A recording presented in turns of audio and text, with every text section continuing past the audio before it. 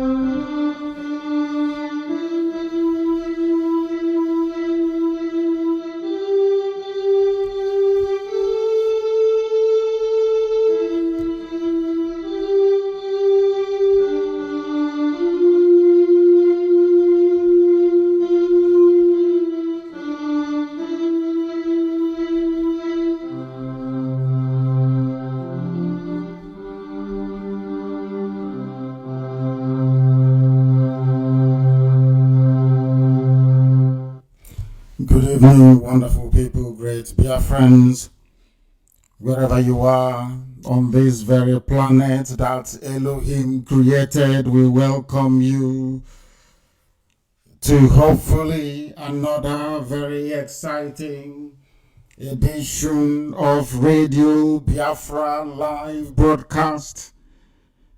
We also pray that it shall remain uninterrupted on this very day, the 24th of the 11th month of the year 2019, with the time now standing at approximately 16 minutes past 7 p.m. in the blessed land of Biafra. It gives me unique pleasure and it is my privilege to welcome listeners from right across the surface of this very earth in the 24 time zones of the world. There is Biafra, there are Biafrans gathered around their listening devices to partake and to participate in this very gospel of redemption,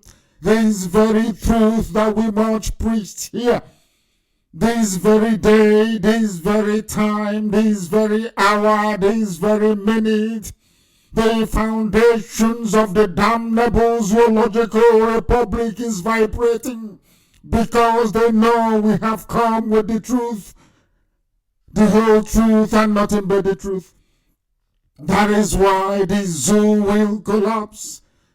That is why the inevitability of the division and disintegration of that damnation created by the British must come to pass in our time, that Elohim may be blessed, that Chupokika Biama may be magnified, and those who have passed on in this very effort, that their death may not be in vain. I say good morning, good afternoon, good evening to each and every one of you, and good night to some of you. Unlike any other, we are here under divine instruction, behind this very microphone, to propagate relentlessly this very message of hope, of freedom, a message of liberation, a message of knowledge, a message of enlightenment on this very day, because I assure you, the life of everything in that zoo will no longer be the same, because this night there will be thunderous revelations, I assure you. All the things they have hidden from you, we are going to lay bare. But before we proceed, we must commit our proceedings into the hands of Elohim. Sometimes people wander out of confusion. Sometimes some people are spiritually tormented that they do not know where they are going. But I stand on the same gospel that was preached by the ancients at our temple in Arochukwu to proclaim this very evening that Chukwokika Abiyama will take control of our proceedings. As we embark on this very solemn journey to restore the land of Biafra by preaching the truth that has been handed over to us, regardless of what we encounter, regardless of the pain and the anguish, regardless of the torment and the betrayal, regardless of the strength of the enemy, we shall prevail, and Biafra will come in our time. Therefore, Heavenly Father, our Lord and our God who resideth in heaven, the creator of everything that was made and will be made in the future, we hand over these very proceedings this evening unto your care. We feel sorry for those who do not know you. We feel sorry for those who do not know that you said, let there be light, and there was light, and from it, everything that was created came forth.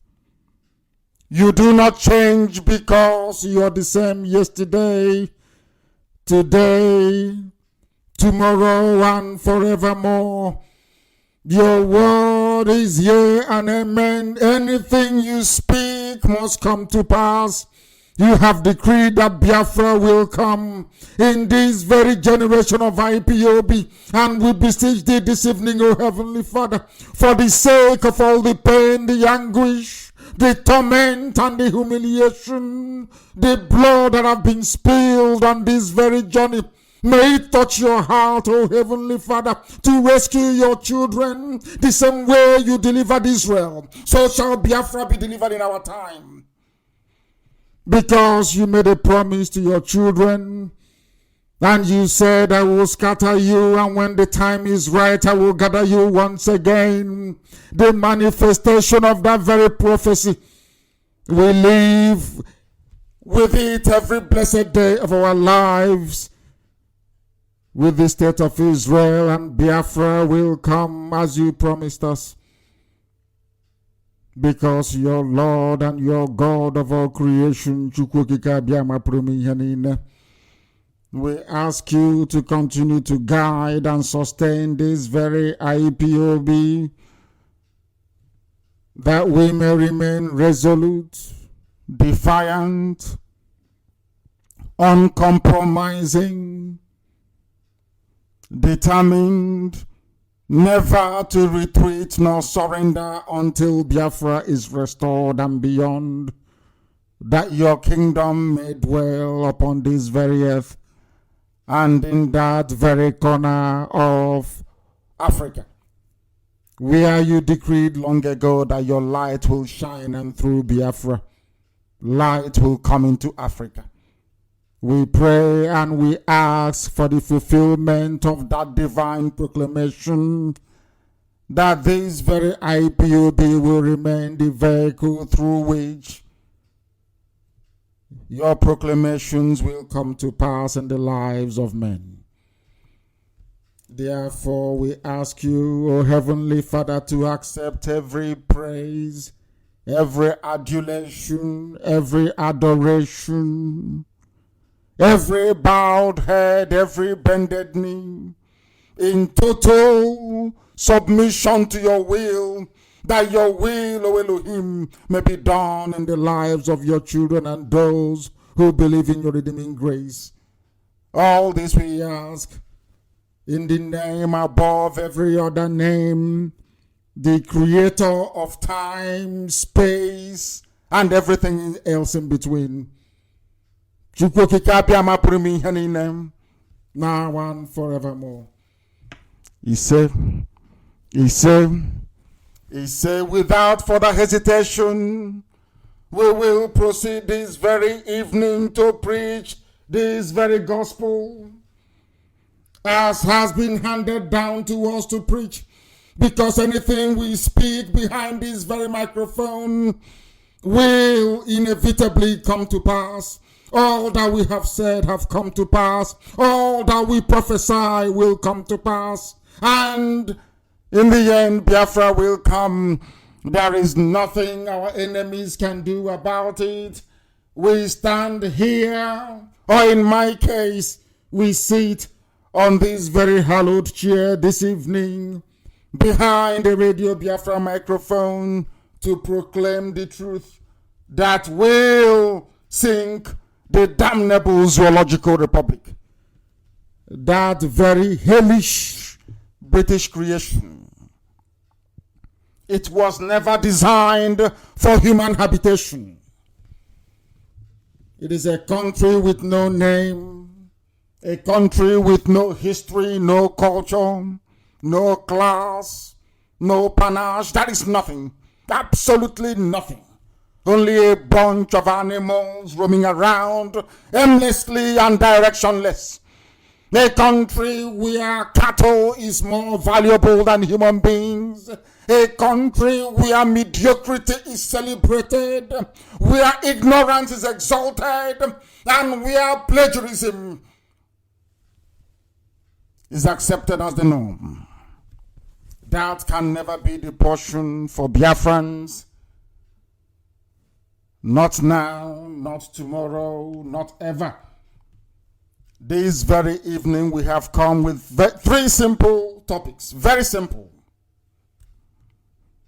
Who started hate speech in the zoo? All of you celebrating and adoring Dr. Azikiwe. I will not call him Nnamdi Azikiwe because he never behaved like somebody who answers to that very glorious name, Nnamdi. Nnamdi means my Redeemer liveth. The name that I bear means my Redeemer liveth, which means that Chukwokika Biama is with us at all times. Azikiwe was a failure. This evening we shall prove it. And we come to Allen Onyema. He has discovered, to his great shock, that once you utter any set of words against IPOB or against its leader, your world will come crashing down. What is happening to Allen today will be a warning to every future Ifulefu that they will never love you. But we shall get to that later. This evening we commence, and I ask you to bring your pen and your paper. If you don't have a writing material, if you don't have your pen and your paper, this lecture will be lost on you. Because we don't want the zoo to become the same again after tonight. Therefore, you must write that you do not forget.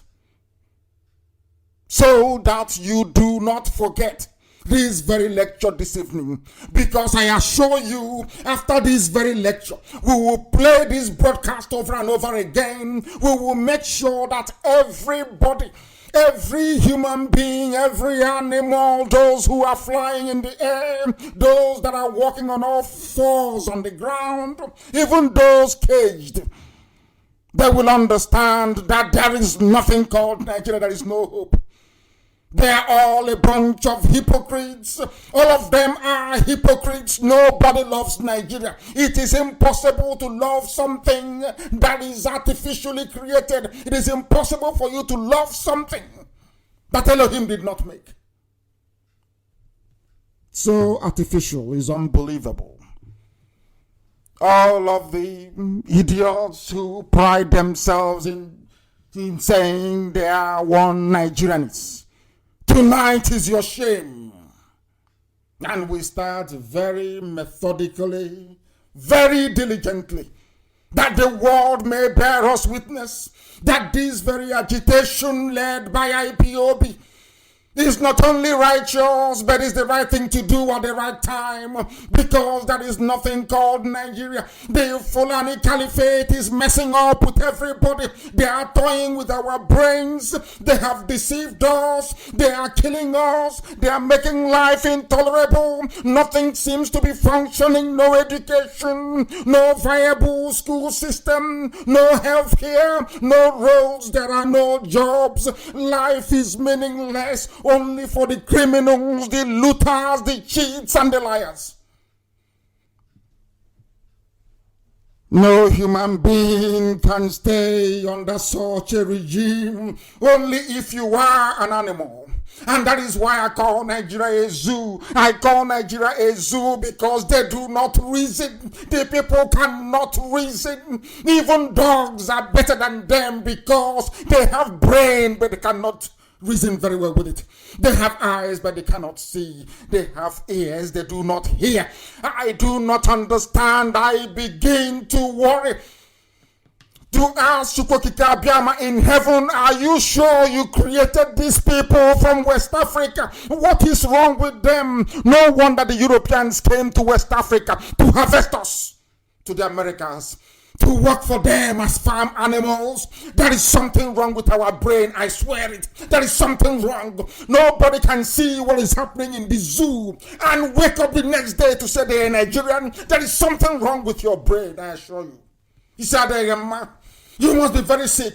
Alan Onyema have just discovered it, that you cannot serve Nigeria. It is impossible. Once you try it, you will be destroyed. Once you try it, Elohim will take away his protection and his glory from you. Once you try it, you become a persona non grata to IPOB. And once you try it, you'll be destroyed by the zoo that you seek to serve. Heaven will bear me witness that I do not lie, and I am at Wasi. I do not lie. That is why this IPOB, I assure you, will ensure that Biafra comes in our time. Tell your friends, if you've not told them, tell them to bring their pen and paper tonight, that posterity will bear us witness that we want this generation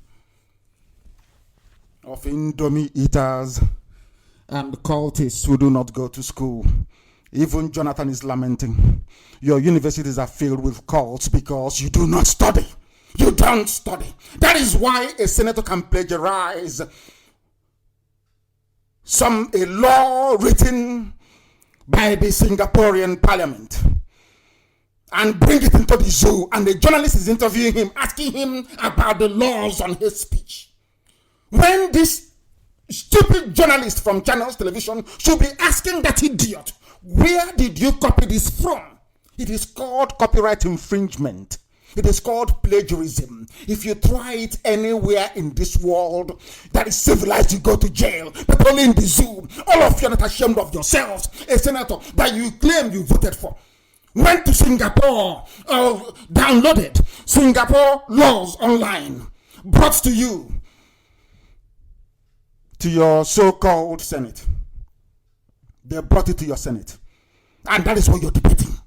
Instead of you to ask the idiot, where did you get this thing from? Was it originally crafted by you? But the zoo is accepting plagiarism. We must proceed this very speedily. Let me say this. Any Igbo man or Biafran, let me just say Biafran. Anytime the Fulanis want to destroy you, they first push you to insult IPOB. Before IPOB, they push you to insult your people. It didn't start with Alan Onyema. Zeke is the beginning of all our mess. And tonight I will try to prove it. With all due respect to our elder and father, Mbazulika Mechi, that worked under Zeke, and they feel like him, I want to prove to him and the rest who are listening this evening that Zeke is an abject failure. Total failure. And the beginning of all our problems. The cult of Efulefu. All this nonsense residing in Lagos and in Abuja, in Kanu and in Kaduna. Those idiots. They are responsible for what is happening to us today. And I'm very glad that Alan Onyema have now felt it. to understand that no matter how much, no matter how expensive the gift it is that you give to the child of your mistress or concubine, they will only call you uncle, never father, because you're not. You are not a Nigerian before the Fulani Caliphate. You are just Nyamri and a Biafran agitator. That's who you are. And today they have proven it to you. We'll get to that later. But try to understand this. They push you, they prod you to perhaps be insolent towards IPOB because they know it's only IPOB who can save them. Only IPOB can. Once they isolate you and take you away from the position of IPOB, then you're gone. The reason why Desi and Matweke was not deported, or should I say repatriated from England, from London, is because of the very robust and consistent campaign we mounted. By the end of this evening, we'll decide if Onyema is worthy of our protection or not. But first, let's look at hate speech. There is a man, the scion, by which I mean S-C-I-O-N, the scion of the Caliphate, a descendant of Othman Danfodio, a royal prince, this man, Ahmadu Bello. The Northerners looked up to him. By the Northerners, I mean the 13 Al-Majri states in the north, the Sharia states. They looked up to him to try and save them. He was their Messiah. And he did everything. The British trained him, groomed him. Because when Britain went to the north, as I've explained time and time again, the hatred of Britain towards Biafran people is because we resisted them. The Benin people resisted them. We fought them year after year, decade after decade, until Arochukwu fell in 1904. I've been saying this all the time, but I don't think that our people actually understand the importance of these history lessons that we give for free on Radio Biafra. When they went to the north, when the white man went to the north, the missionaries as well, with them, the colonial masters and the missionaries, Fulani said you can come in and do whatever you like, but don't bring your Bible here. That's what they told them. We don't need your education, we don't need your Bible. The same Boko Haram you have today, it didn't start today. It started from the time before Ahmadu Bello was born. We don't want to go to school. That is Boko Haram. The terrorist group that you have today, that from us, Britain, Britain will tell you this. So that's like, you must get your pen and paper, please. It's very, very important. This man, Ahmadu Bello, he's a Fulani Caliphate lord. They were based in Sokoto. Sokoto was called Gobert. Sokoto is a Hausa territory. Understand this. This is something that Nigerians do not understand. They do not know this. They don't know the way the mind of the Caliphate works.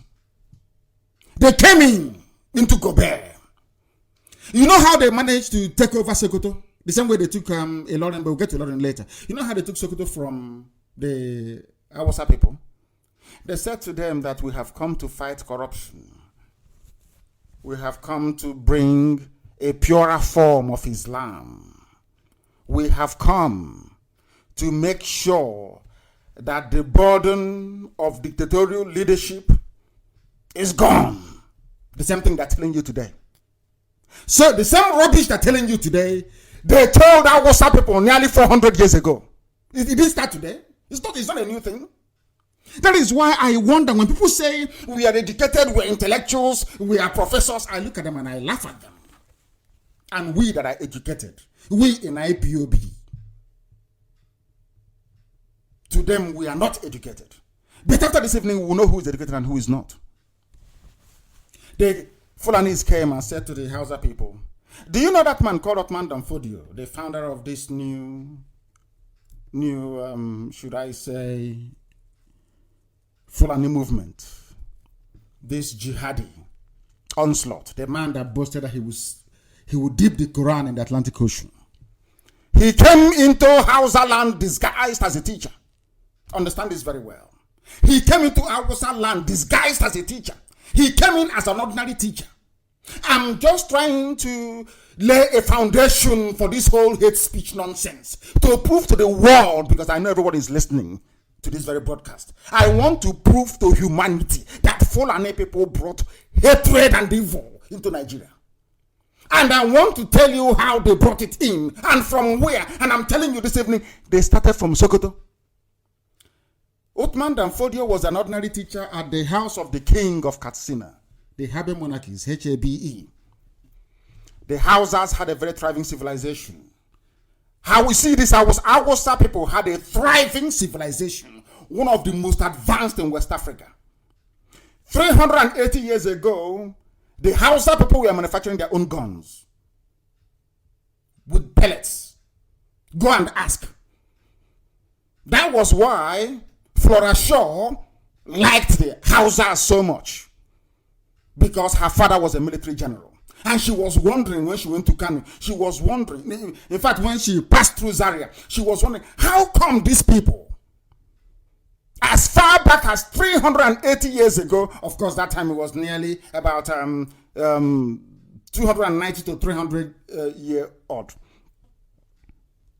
As at that time, how come these people that we thought were very primitive from Africa could manufacture their own guns? Hausa people were manufacturing their own guns. Fulani only came with bow and arrow and cattle, nothing else. Some of you do not understand this. That the evil that you see in some Fulani people, especially their leaders, came from the fact, or should I say, comes from the fact that they don't eat beef. Some of you don't know that. They drink the blood of cattle. Go and do your research. Go through your history books. It will confirm everything that I'm telling you this evening. Go through it very carefully. The Fulanis, they came. They said to the Hausa king of Katsina, oh, we want to teach your children. I'm a scholar. I'm from Senegal. I want to teach your children how to read and write Arabic, how to read Quran and all the rest of it. Do you know, as this man was busy teaching, the same thing that when Buhari, when he was alive, the same way they convinced some of you idiots to think that he's a reformed Democrat that is coming to fight corruption. The same thing that Uthman Danfodio did. They allowed him into the palace. Because he's a scholar, he's a teacher, they saw him as an intellectual within the Islamic world, or should I say Islamic studies. They allowed him in. He started to work on the gardeners, the domestic servants. He started to preach to them, we have come to fight corruption. We must fight corruption. Corruption is killing everybody. The same rubbish you're hearing today. That was exactly what they told the Hausa peasants. And the Hausa peasants stupidly aligned themselves with the Fulanis, and all their kings were killed. Are you following what I'm telling you? This is Falen Onyema and his type. Before we come on air, before we sit here to preach this very gospel, we have done our research. I challenge anybody at all, any janchawit, any alamajiri, to counter what I'm telling you. Listen, of course they can't. They know it's the truth. Instead, they will abandon the topic and they'll be talking of something else. They cannot challenge what I'm telling you this evening. That was how they got into the Hausa people. Hausa foolishly allowed them. They killed every Habe monarch you had in the north. And in its place brought emirs. The emirs that you're seeing in the north is a modern Fulani thing. They came with it, with their cattle. Some of you don't know this. There were no emirs in the north before, none whatsoever. What you had were kings and queens. The Fulani brought their emirs before the Hausa people realized what had happened to them. It was too late. Everywhere is a Fulani emirate. And to cover the whole nonsense up, they brought Islam, their own version of Wahhabi Islam, to confuse what is left of the brain of the Hausa man. And the Hausa man became useless. That till today, the only thing he has is his language and nothing else. The Hausa people, they are useless. So it's actually in the interest of the Hausa people to support the emergence of Biafra. That is the only way they can go back to who they used to be, to their former glory and greatness. Ahmadu Bello is the first very primitive xenophobe you had. And you ask yourself, what did the Igbos do to this man? This Sir Ahmadu Bello, who was knighted. Admittedly, he speaks very crisp and clear English. Did Igbo people kill any Fulanis in the north? The answer is no. What is the crime of the Igbo people? This is something that Alain Onyema never knew, but I'm telling him tonight for free. I am telling Ohaneze, Nyanwodo, I am telling the so-called governors, all of them, from the so-called South, and Southeast, the entire Biafra land, I wish they can listen and learn that these people, the same thing for Chibika Amechi. You think if you pretend you're not Igbo, you're from Ikwere, I'm not Igbo, I'm descended from Bini people, they will allow you to go in, you are mad.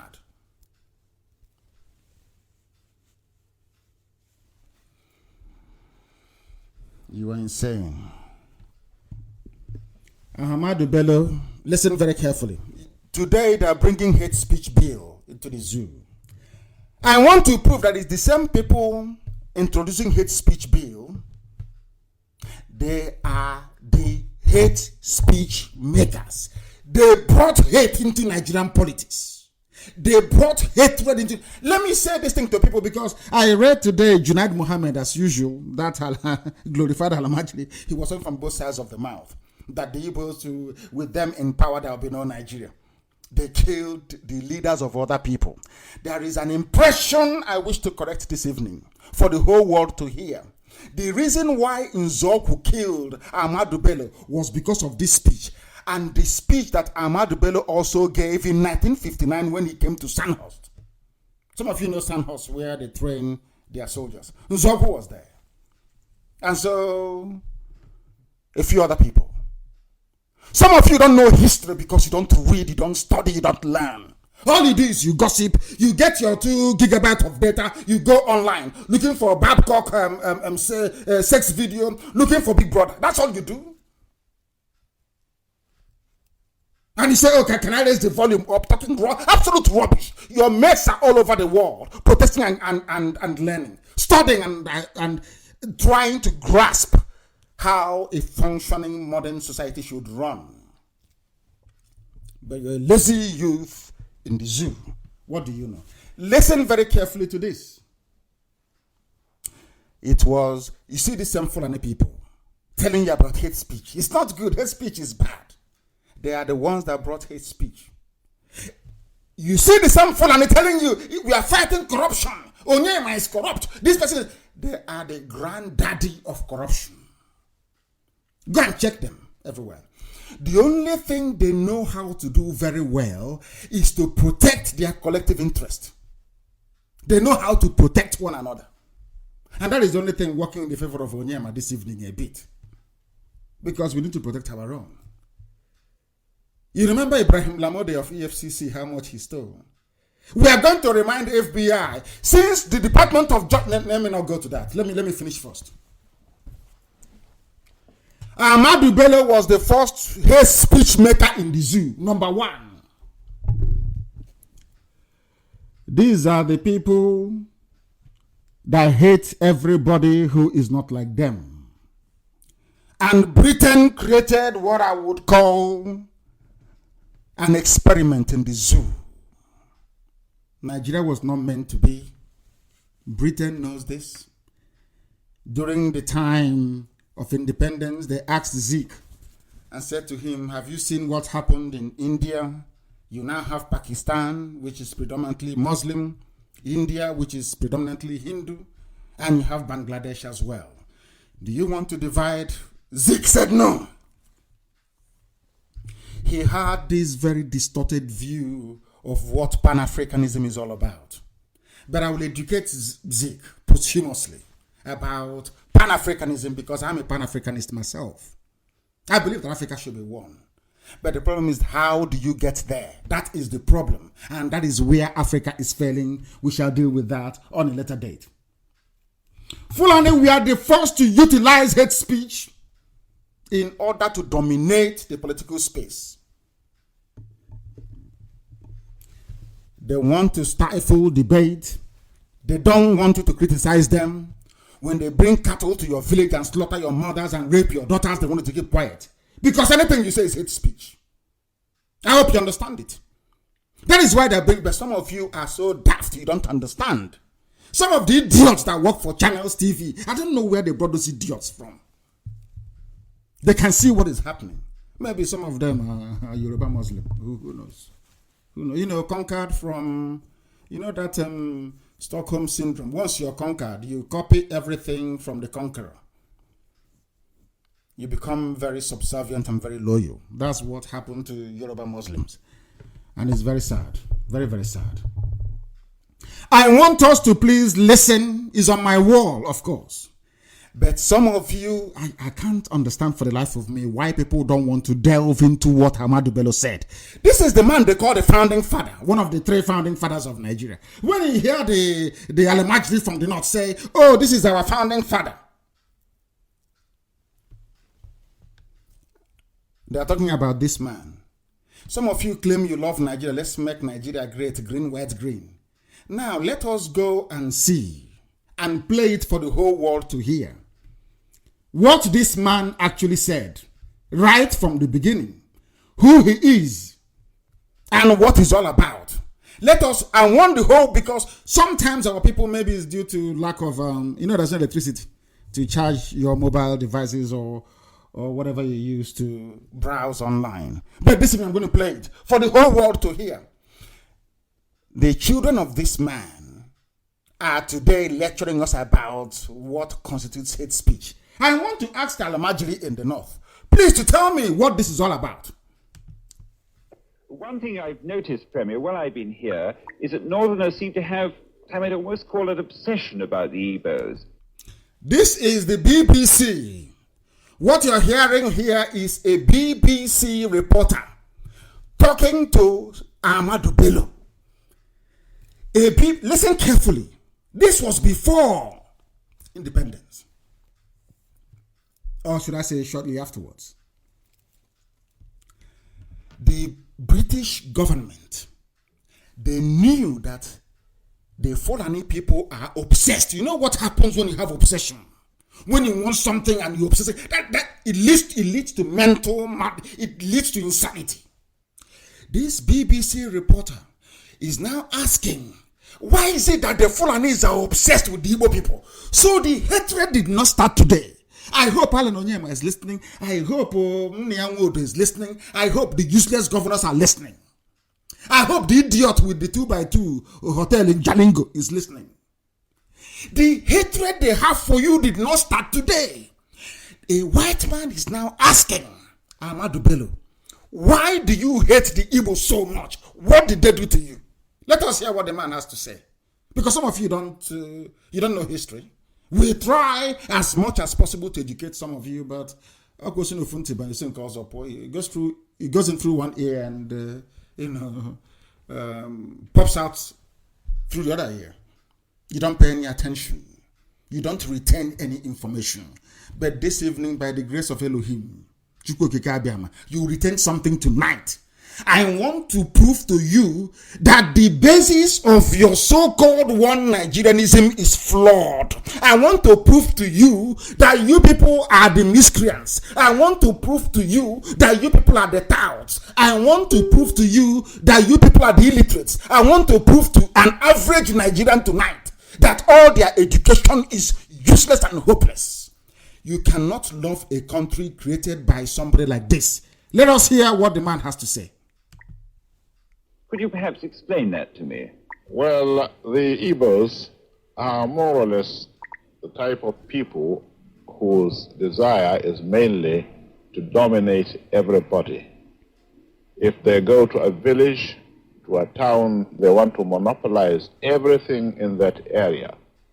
If you put them in a labor camp as a laborer, within a year they will try to emerge as headman of that camp, and so on. Well, in the past, our people were not alive to their responsibilities. because you can see from our northernization policy that in 1952, when I came here, there weren't 10 northerners in our civil service here. Then I tried to have it northernized, and now all important posts are being held by northerners.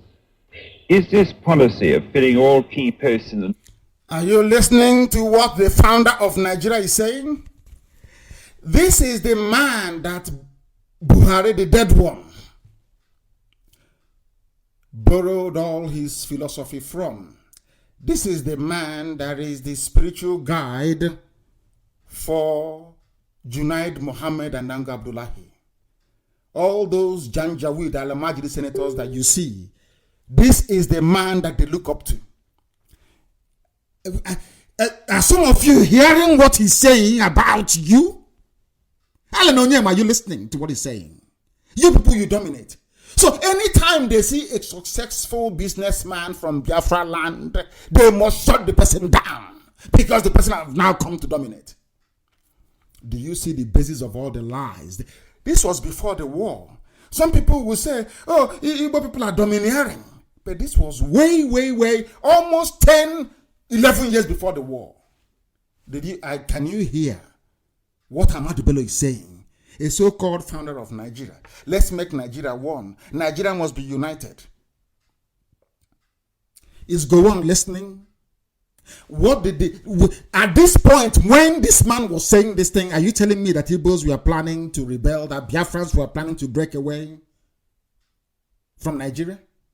I want to ask them, what prompted this? Because of sheer hard work and blessing of God in heaven. We are a blessed people. And because we are a blessed people, because Biafrans are blessed, you will always have enemies. People will be envious and jealous of you. It's in the scriptures. Joseph and the brothers. Once you're beloved, once you're loved, there's something is happening to Israel in the midst of enemies. Once you're loved and appreciated, you will have it is in the nature of black people. They will create enmity where there is none. I want to ask those bringing hate speech, what will you call this comment by Ahmadu Bello? I played this thing in 2015, and Buhari was all over the place. What will you call it? This man said Igbos are domineering. We won't allow them. There is no way we can allow them to be part of Nigeria. The same Nigeria that Alan Onyema said, oh, they were singing national anthem. As I picked them from South Africa, they broke into Nigerian national anthem. I was looking at the idiot, and I was thinking to myself, can you see how stupid people are? In a country that you don't know that you are not wanted, they are okay with you if you can obtain a PhD and open a small 2x2 chemist. They are okay with it. But once you become a successful millionaire and inventor, once you become somebody important, you better be that important in USA or in Europe, not in the zoo. Because once you're in the zoo, you're finished, you're gone. Unless you're prepared to be doing what Emefiele is doing, which is washing toilet for them, to answer CBN governor. He washes. He goes into the kitchen to fetch tea for them. Haven't you seen him? He's a boy. That's what. We, so if you are a Biafran and you want to be reckoned with in government, then you must be their slave. That is why Obiano will go and be begging them, take off his cap and be begging them, please rig election for me. I want to go in and I'll do anything you want me to do for you. And that's how they brought Fulani headsmen into Anambra State. All your governors, that's what they're doing. If you don't know, let me tell you. That's why you have a governor today who will say one thing, tomorrow he will say another thing. None of them is consistent. Not one single soul. They're all terrified. Because Fulani will remove them from power. Because Britain will look the other way. After all the media in Lagos and Bado and Abuja, anything the government says they should write. If the government can control the judiciary, how about ordinary newspaper people? Of course, they're chaff. This is what the founder of Nigeria said, your so-called founding father. That means that from the inception of Nigeria, Biafrans were hated. Till today, they still hate you. But you don't understand it. You think we just came up one that started doing Biafra for the sake of it? No. The hatred is too much. The resentment is too much. The neglect is too much. No human being can live through this. I have said this before and allow me to repeat. If you don't have your pen and paper, go and get it. I am from the mold of those slaves they captured in Onitsha and took them to Georgia, to Savannah. And instead of them to be slaves to white people, they drowned in the creek, in the Savannah. I've been there myself. That's where people like us come from. Not from the Efulefus you see every blessed day talking nonsense about their useless one Nigeria. You have seen it. The founding father. Tomorrow they'll come up and say, oh, we must try and build Nigeria. But the person that brought the foundation stone, laid it in such a way that there will always be hatred against you. They will always hate you. Let us continue to hear what he has to say. Solely with Northerners and not with other Nigerians, a temporary or permanent one? In actual fact, what it is a Northerner first. A Northerner first. Is that not what they're doing today? Chief of Army Staff, Northerner first. That was what they came to. I warned you anyway. I warned you many years ago, but some of you wouldn't listen. So what you're getting today is what you deserve. Northerner first. Northern Army, Chief of Army Staff, Air Vice Marshal, whatever for their Air Force Chief, Customs, Chief Justice of the Federation, Attorney General of the Federation. Everybody is a Northerner first. All the army formations, police commissioners, everywhere Northerners first. Can you see it? So where is the Nigeria you're talking about? This is the man they claim founded Nigeria. He's the founding father of Nigeria. So Nigeria, with the help of the British, is the Northerner first creation. Has that not reflected in the number of heads of states that they have produced? All failures, by the way. All failures, bar none. All failures. Look at them again now. In office, failures that they can't even legislate. They can't even craft any proper legislation. They have to go to Singapore to go and copy. And they brought it and useless Yoruba journalist in Channel TV. Hey, can you tell us about your bill? The bill is not his own. He plagiarized it from Singapore Parliament. You people have no shame. No shame whatsoever. Let us hear what Ahmadu Bello has to say.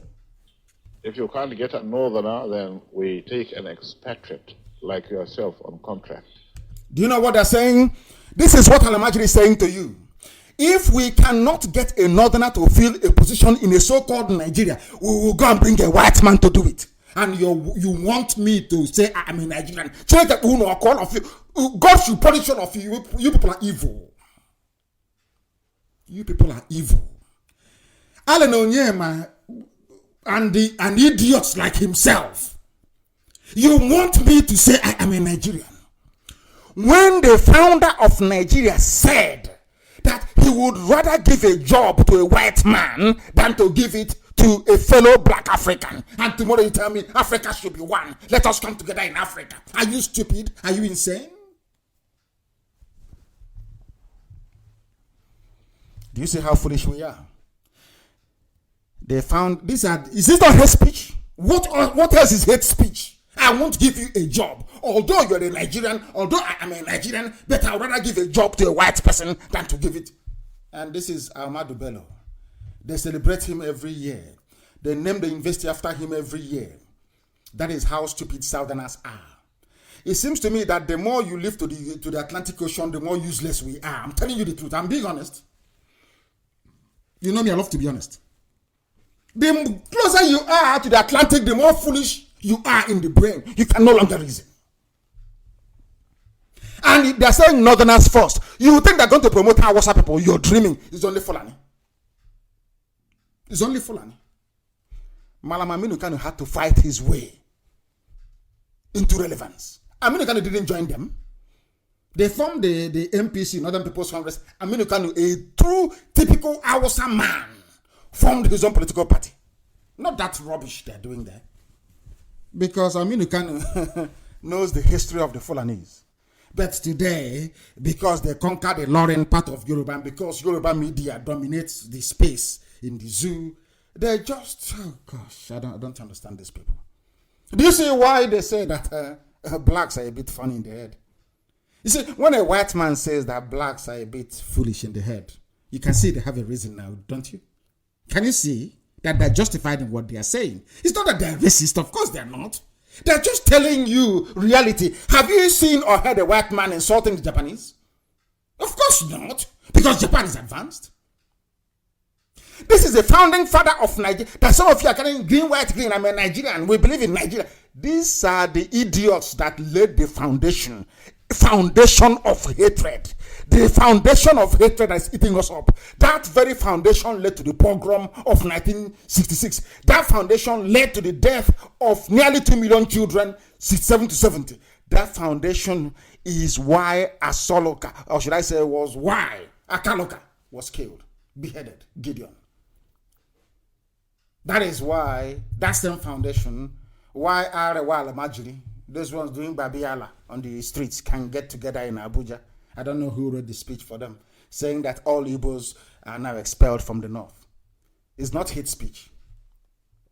You can see how foolish. Instead of people to rise up and confront evil, you'll be asking yourself, but what did Zeke say about this man? Nothing. You know, typical, the same, you know, that line of a fulefu. Anything Nigeria does, as one of our brothers wrote, I think is Nicholas, if you slap an ifulef on the right hand side in Abuja, he will say, oh, wait for me in Lagos, and when I come, you can slap me on the other side.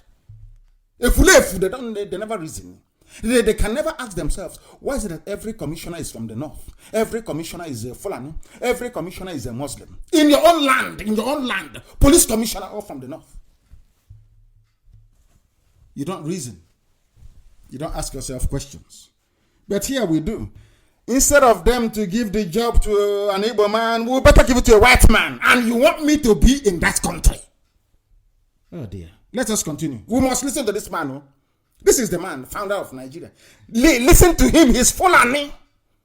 This is the basis of all the hatred against you. It will never ever go away. And the fact that Nzogu killed this man. Hey, the hatred... they magnified it 1,000-fold. That's the man that Junaid Mohammed is. Junaid Mohammed will not play this video for you.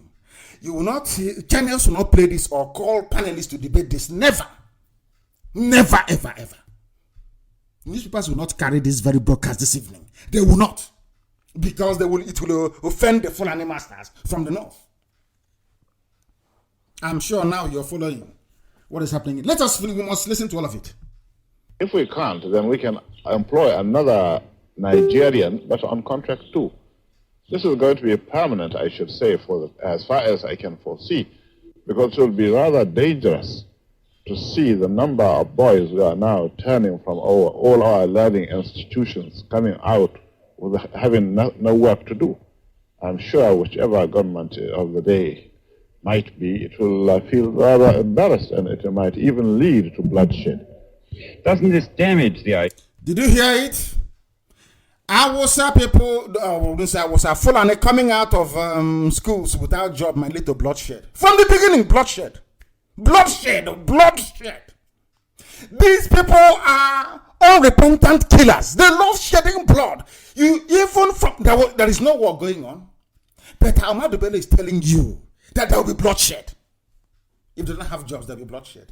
That's why Jonathan went and they stoned him. Nothing happened.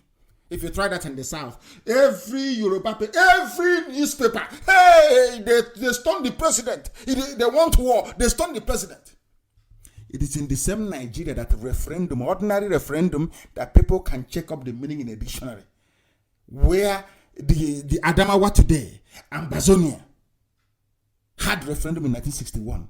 But to an average Nigerian journalist and commentator, if you say referendum, you say is war. You want to bring war. You're saying, but I'm talking about referendum to ask people to... No, it's war. You want to fight a war. You said to them, no, sir, it is not it's referendum. Can I please refer you to the nearest dictionary? No, it's war. Journalists will pick it up, it is war. They want to cause war. I said, no, I am asking for a referendum. The same thing that just happened in Ethiopia a few hours ago. Is that war? No, but in Nigeria is war. You can see how foolish they are. In Nigeria it is war. I'm only on one video, just one single video, to lay the foundation so the world can understand that Nigeria is not viable, that the world may know that Nigeria cannot survive, that Britain may know that that cage, that zoo they built and caged everybody is unsustainable. Unsustainable. Let heaven fall. But that zoo must fall first. It must come down. That zoo must collapse. It doesn't matter what they do. It doesn't matter. Hate speech bill. You people are the founders of hate speech.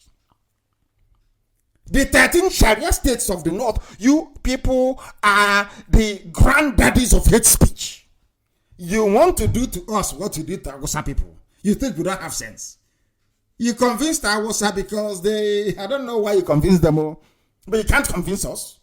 All this your nonsensical program, war against corruption, war against hate speech. Our country will divide. You look at Rwanda, it's hate speech. It's all rubbish and bunkum. You tried that with Hausa and it worked for you.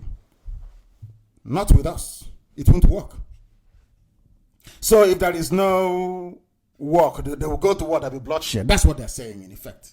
You know, we black people, we have a very funny way of feeling sorry for ourselves. We don't like telling ourselves the truth. We are not self-critical. We don't appraise ourselves. We don't sit down and say that what we are doing is wrong.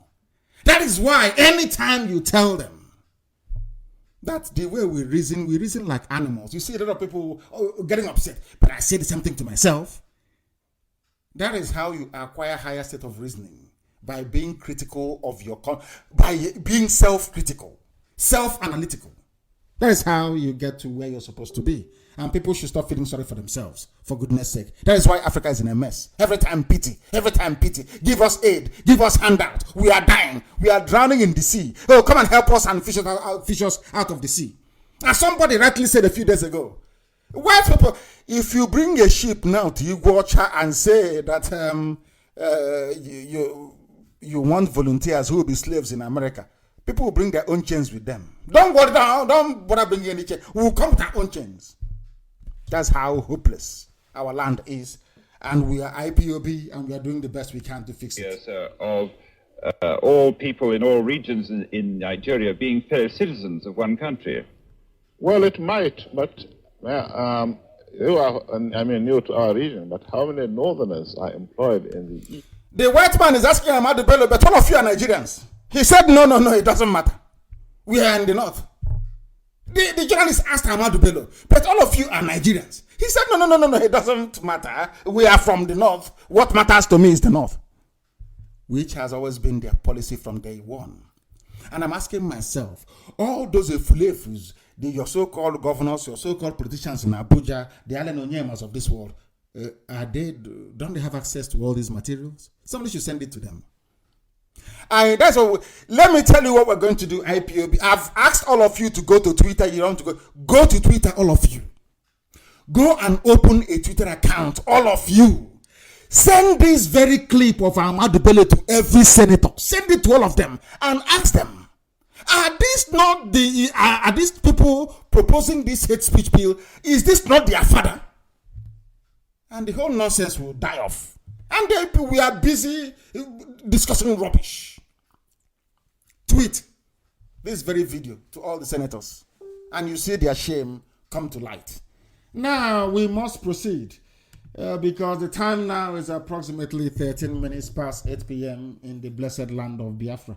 You can now see what a disastrous colonial experiment that the zoo became as a result of fusing together diverse cultures, religion, value system, everything is diametrically opposed to each other.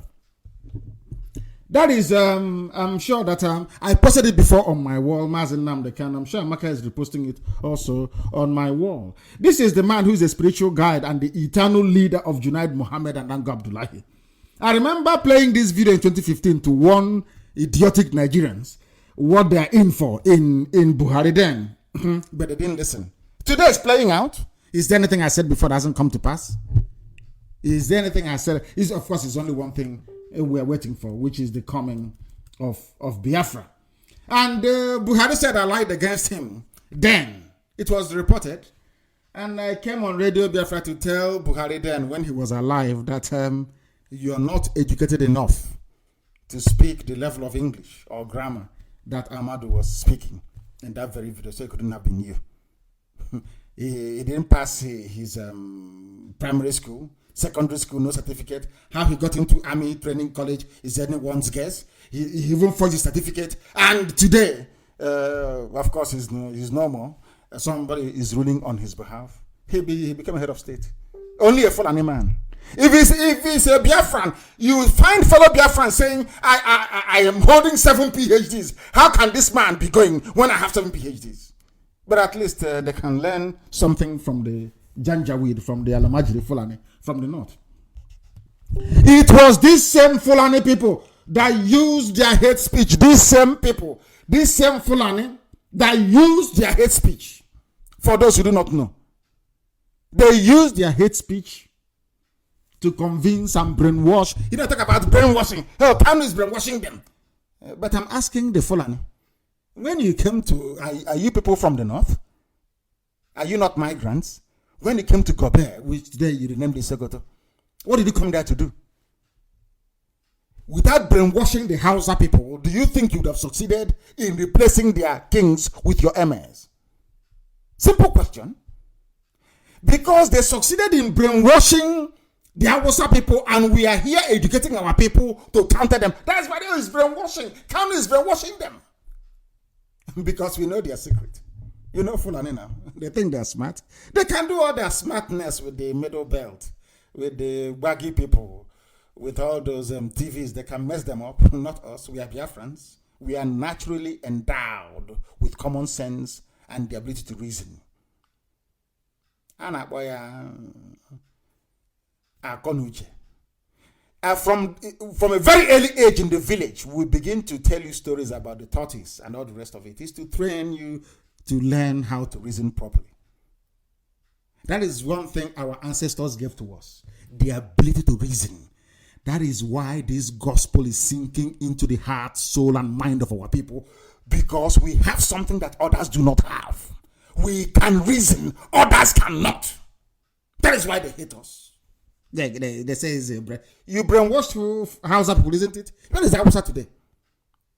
I'm asking even Hausa people, where are you people today? Are you not gone, almost extinct? Except for your language?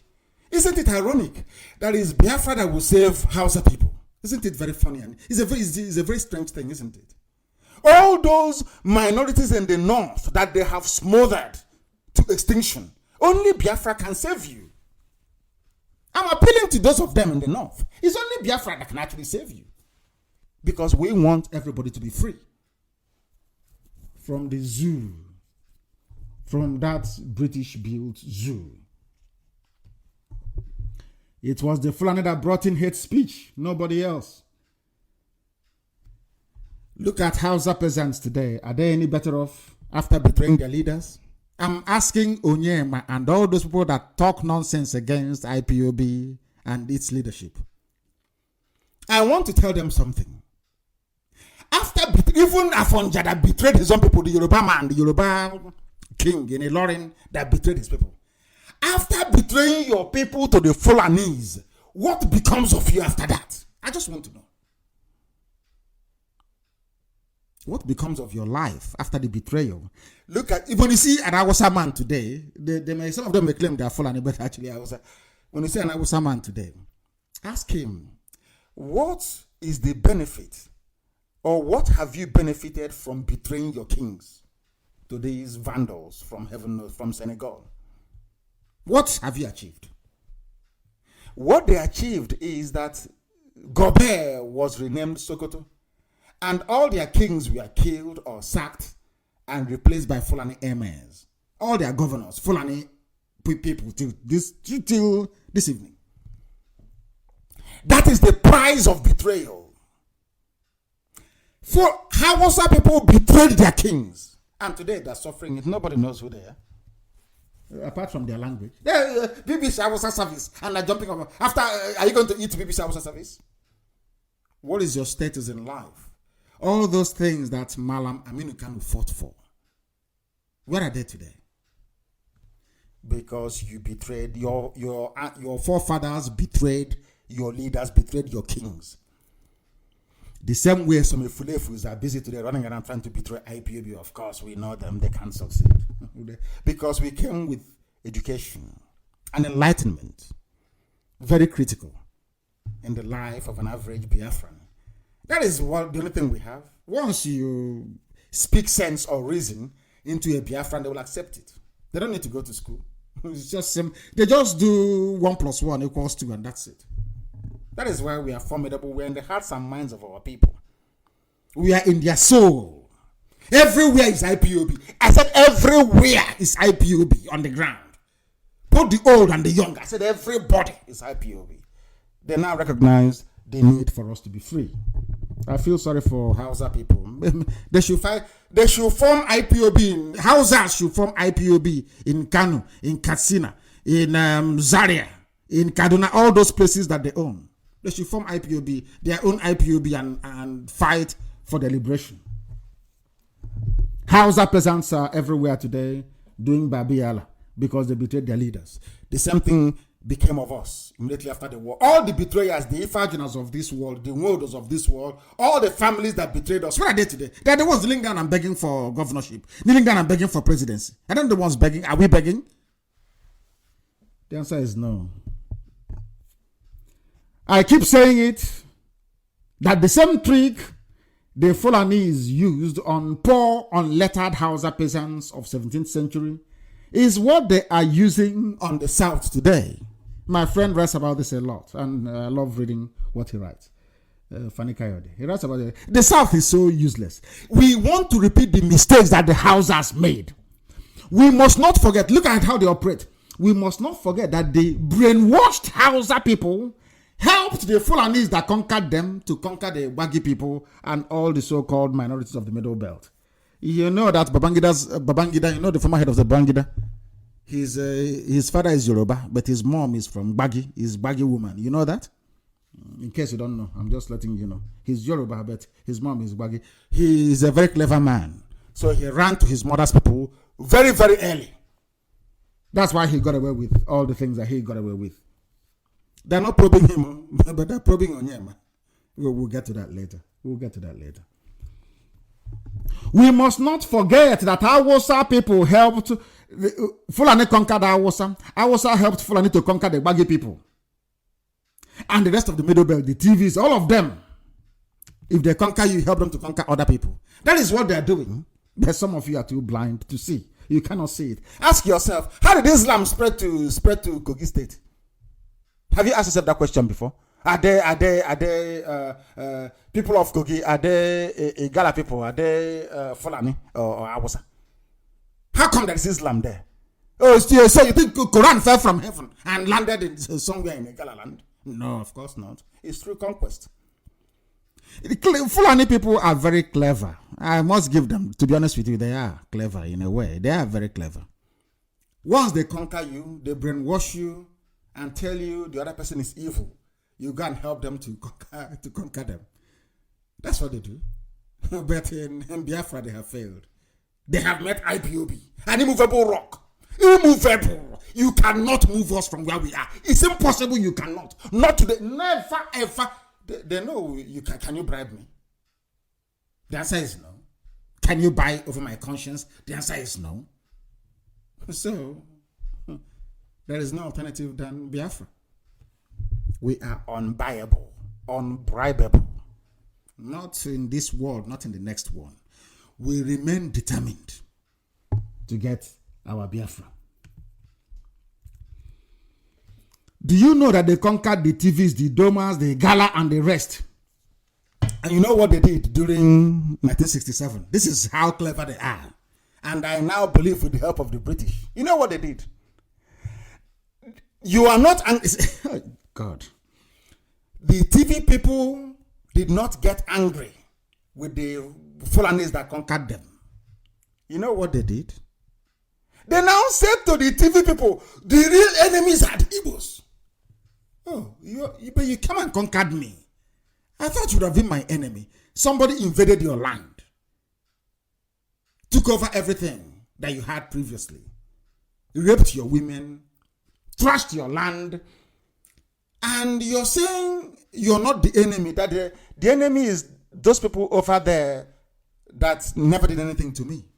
That's what, but somehow they succeeded. They succeeded in convincing, oh God, Zoo, Nigeria is very strange, honestly. They succeeded in convincing the TV people and the rest to go and fight the Biafrans, to go and kill Igbo people as much as they can. I use the word Igbo because that's what they use when they want to foment hatred. They use the word Igbo. You know why they use the word Igbo?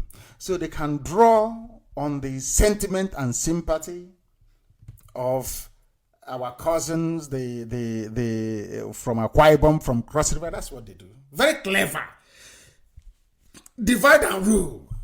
Very clever people. That's why when you see somebody from Akwa Ibom, they say, I'm a minority. I'm from Akwa Ibom. I'm a minority in Akwa Ibom. In Anakwakoko. People are so daft. How can you be a minority in your father's compound? How many are there in Luxembourg? How many are there in Wales? And they said, English has to be your lingua franca. Do you actually know that the Ireland, the mainland of Britain, everybody speaks a different language?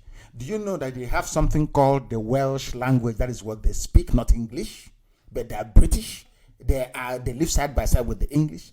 Do you know that the Scottish people, they speak a form of Gaelic? I think is Gaelic language they speak. Are you aware of that? But they will come to Africa, they will band all of us together, they say, your language is now English. Some idiot will tell you, there is strength in numbers. I don't know where they got that rubbish from. How big is Luxembourg? Oh, yeah. Black, DCOG, black people. I wonder for you people. I'm telling you, sometimes I ask Elohim, I ask Chukwuka Biama, but how did you, is it the same brain that you gave other people that you gave us in Africa? Or is our brain different? Well, how come we cannot reason properly? What is wrong with us? What is wrong with us? The entire infantry of the Nigerian army, we are made up of middle belt people. Their hatred is Igbo people. Why do you hate them?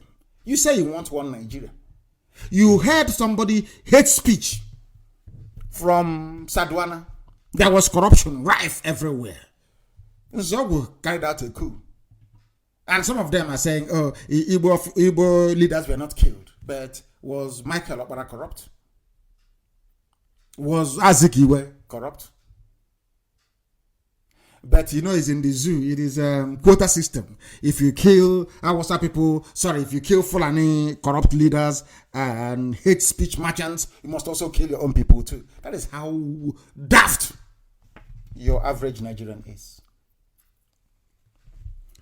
If you ask the Middle Belt why you're fighting the Igbos, they say the Igbos are domineering. Have they invaded your land before? The answer is no. Did they kill your relatives? The answer is no. So how are they domineering? Oh, they come and even if they're a slave, they go to a slave camp. After a month or two, they become the foreman because they are blessed. You can't take away the glory of God from them. They are blessed people. That is why we have writers, inventors, designers, everything, intellectuals. Not these days, before. The likes of Professor Ninjoko. I'm talking about men who are well-read and learned, not all this chaff that call themselves professors these days. They know nothing. I'm talking about Professor DK, that class of pure intellectualism, brain.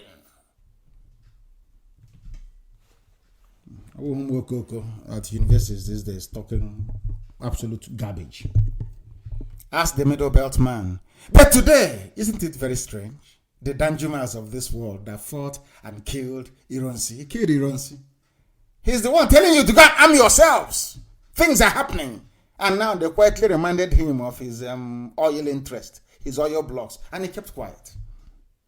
And the Alumajiri came in with their cattle, slaughtering them. at will. You can know because you've been compromised. You can no longer say anything. People like us say whatever we like because we are uncompromisable. The zoo understand that. They didn't stop there. You know what they did? You know they're very clever with the help of the British. They convinced Chief Obafemi Awolowo, a learned man for that matter, that starving and killing Biafran children and stealing the money belonging to Biafrans after the war was justified as payback for the much hated Igbo man. Now we are on the second founding father of Nigeria. He's the second one. You've heard what the first one said about you and how he hates Biafrans. This is the second one. Who are the founding fathers of Nigeria? It's Nnamdi Azikiwe, Ahmadu Bello, and Awolowo. The second founding father, what did he do to us?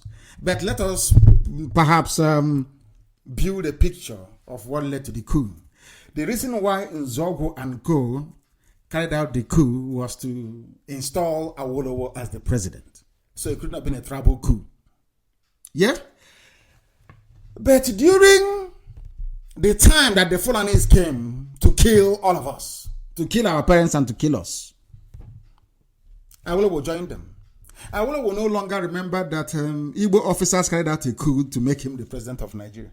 He joined them against us. That's another second founding father. Your second founding father, people are saying to me, oh, why don't you work for Nigeria? I just want to ask you a simple question. The first founding father that made Nigeria, you claim founded Nigeria for you, of course is a lie, is Ahmadu Bello. He hates our people. He hates my people. He said it openly. Instead of me to give a job to you, give it to a white man. The second founding father that we ran to and we thought this founding father is better. We did coup for him to make him the president. He now turned around and starved 2 million children to death. He wasn't satisfied. I don't hate Oduduwa people. They must understand this. Some of my good friends are Yoruba. I don't, but I'm just speaking the truth. Awolowo actually opened his mouth and said, despite every international convention against his conduct, he said that starvation is a legitimate weapon of war. He's a war criminal. But you will not have the Yorubas admit, oh, how can it be? He's Baba. How can it be? Because they believe in covering evil. In Biafra, we cannot cover evil. If I do anything bad tomorrow in Biafra, I expect myself to be ostracized and hated for life. Regardless of what you've done in the past is irrelevant. What you did today is what matters. Awolowo joined them. Let me repeat, when you hear some Yorubas who are not educated, some of them, not just them, of course you have Efulefus, they are bound everywhere. Idiots are even more in Biafra land than elsewhere. When you hear them talking, oh, what Baba did was good. But the coup that the Fulanis used as justification to kill 3.6 million, of course, not just them, but the whole world, killed 3.6 million Biafrans, is to put a Yoruba man on the seat of power. Nzobo did what he did as an Igbo man to make Awolowo the president. So where is all this hatred from Yorubas coming from? I just don't get it. Of course, the coup failed because another Igbo man thwarted it. Agirancy. Do you understand? Now, I am struggling this evening. I want to paint a picture for our people to understand that believing in one Nigeria is the greatest idiocy anybody could possibly involve himself with.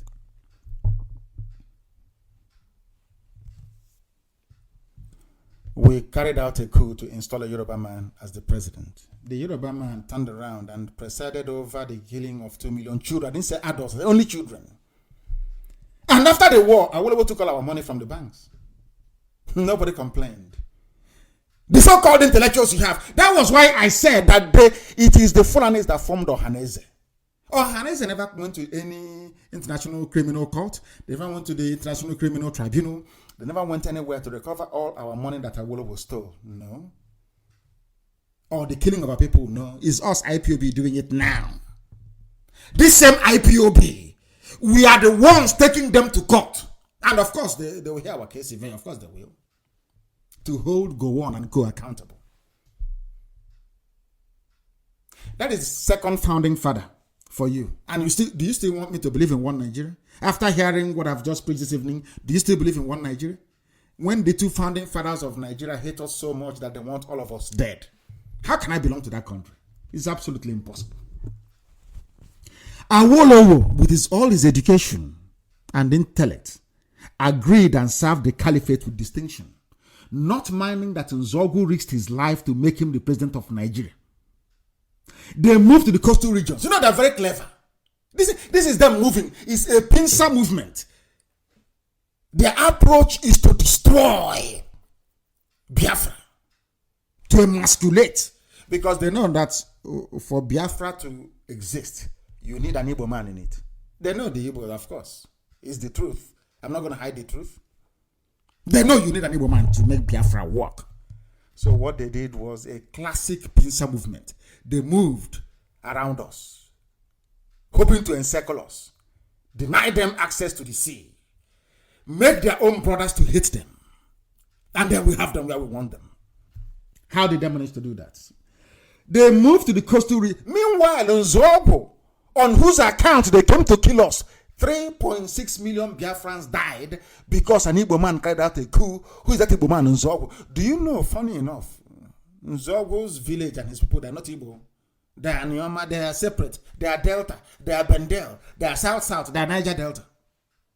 You see how they do it? These are the merchants of hate speech. They twist everything. Fulani is very clever. Them and their counterparts in Lagos, Ibadan media, they twist the truth. They turn it upside down.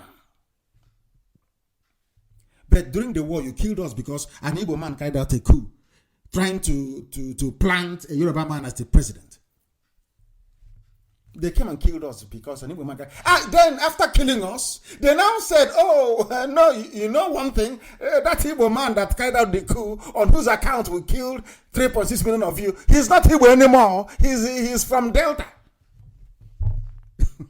Oh, Lord have mercy. Oh, dear me. Zoo.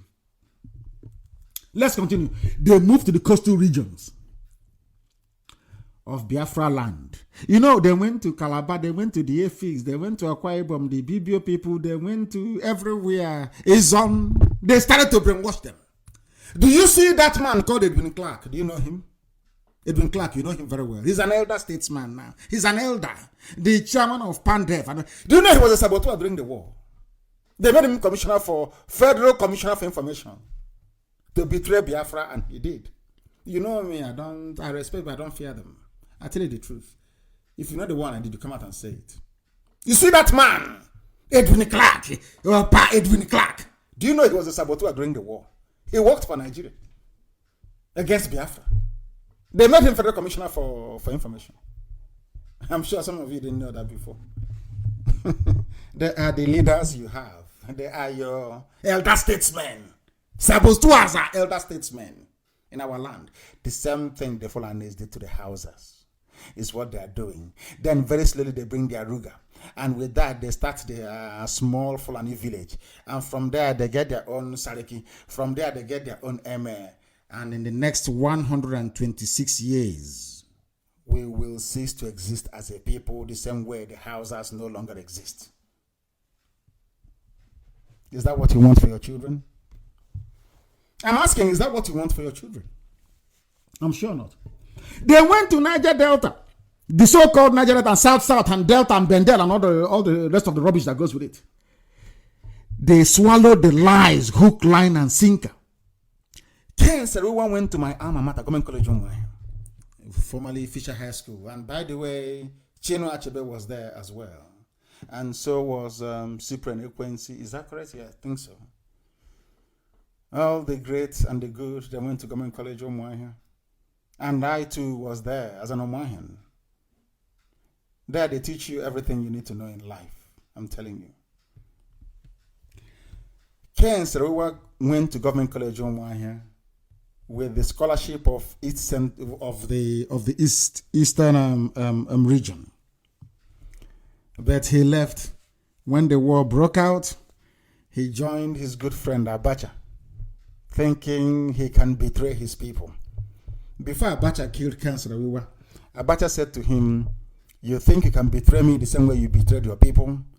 Ask those who survived that trial, like the likes of Mite. I think one of them is called Mite. I think he's a lawyer in Iguacha. Ask him, he will tell you. He will tell you." Abacha said to Ken Serewa, "You want to betray me as you betrayed your people. Who are his people? Biafrans." After everything that Ken Serewa did, we don't learn. We Biafrans, some of us, we don't learn. They still killed him. But I'm very glad and very happy for the Ogoni we have today. And I'll tell you why in a minute. Still in a few homes in river areas, they call them Niger Delta. They prefer the Fulani murderous headsmen to their own hardworking cousins from upland. Some of the pigs from there, when they talk, you can sense it. As soon as Hausa and Bagi new Islamic converts helped the Fulani to defeat the Yoruba army at Ilorin, the Yoruba raised themselves, were recruited into the Caliphate anti-Igbo, anti-Biafra agenda till today. Because Ottoman Danfodia said, "My mission is to go to dip Quran in the sea." So their approach is very simple. The British told them that the only obstacle you have are the Igbos. So you must devise a means to conquer them. So what the Fulanis did very cleverly is, anybody they conquer, they did something to the Hausas, to the entire Middle Belt.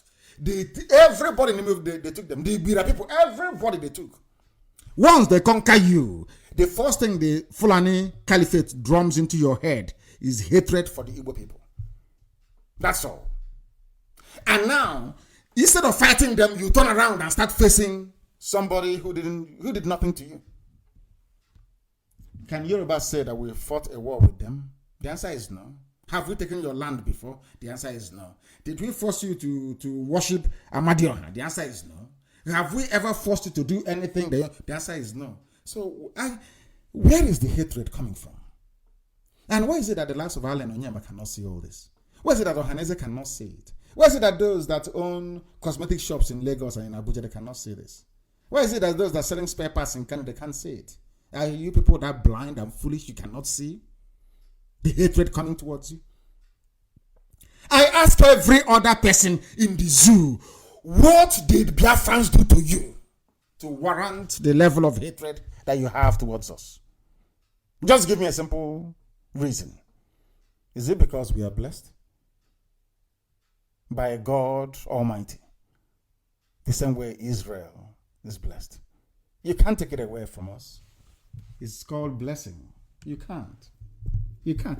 As soon as they took a lot from the Yoruba people, Yoruba has faced their attention towards the east and forgot their enemies from the north. Despite the carnage in Odi, in Odi in Bayelsa, Obasanjo flattened Odi. Some people from Izon, some pigs from Izon, they prefer one Nigeria to Biafra. But they came and they carpet bombed the entire Odi. They sank it into the Middle Ages.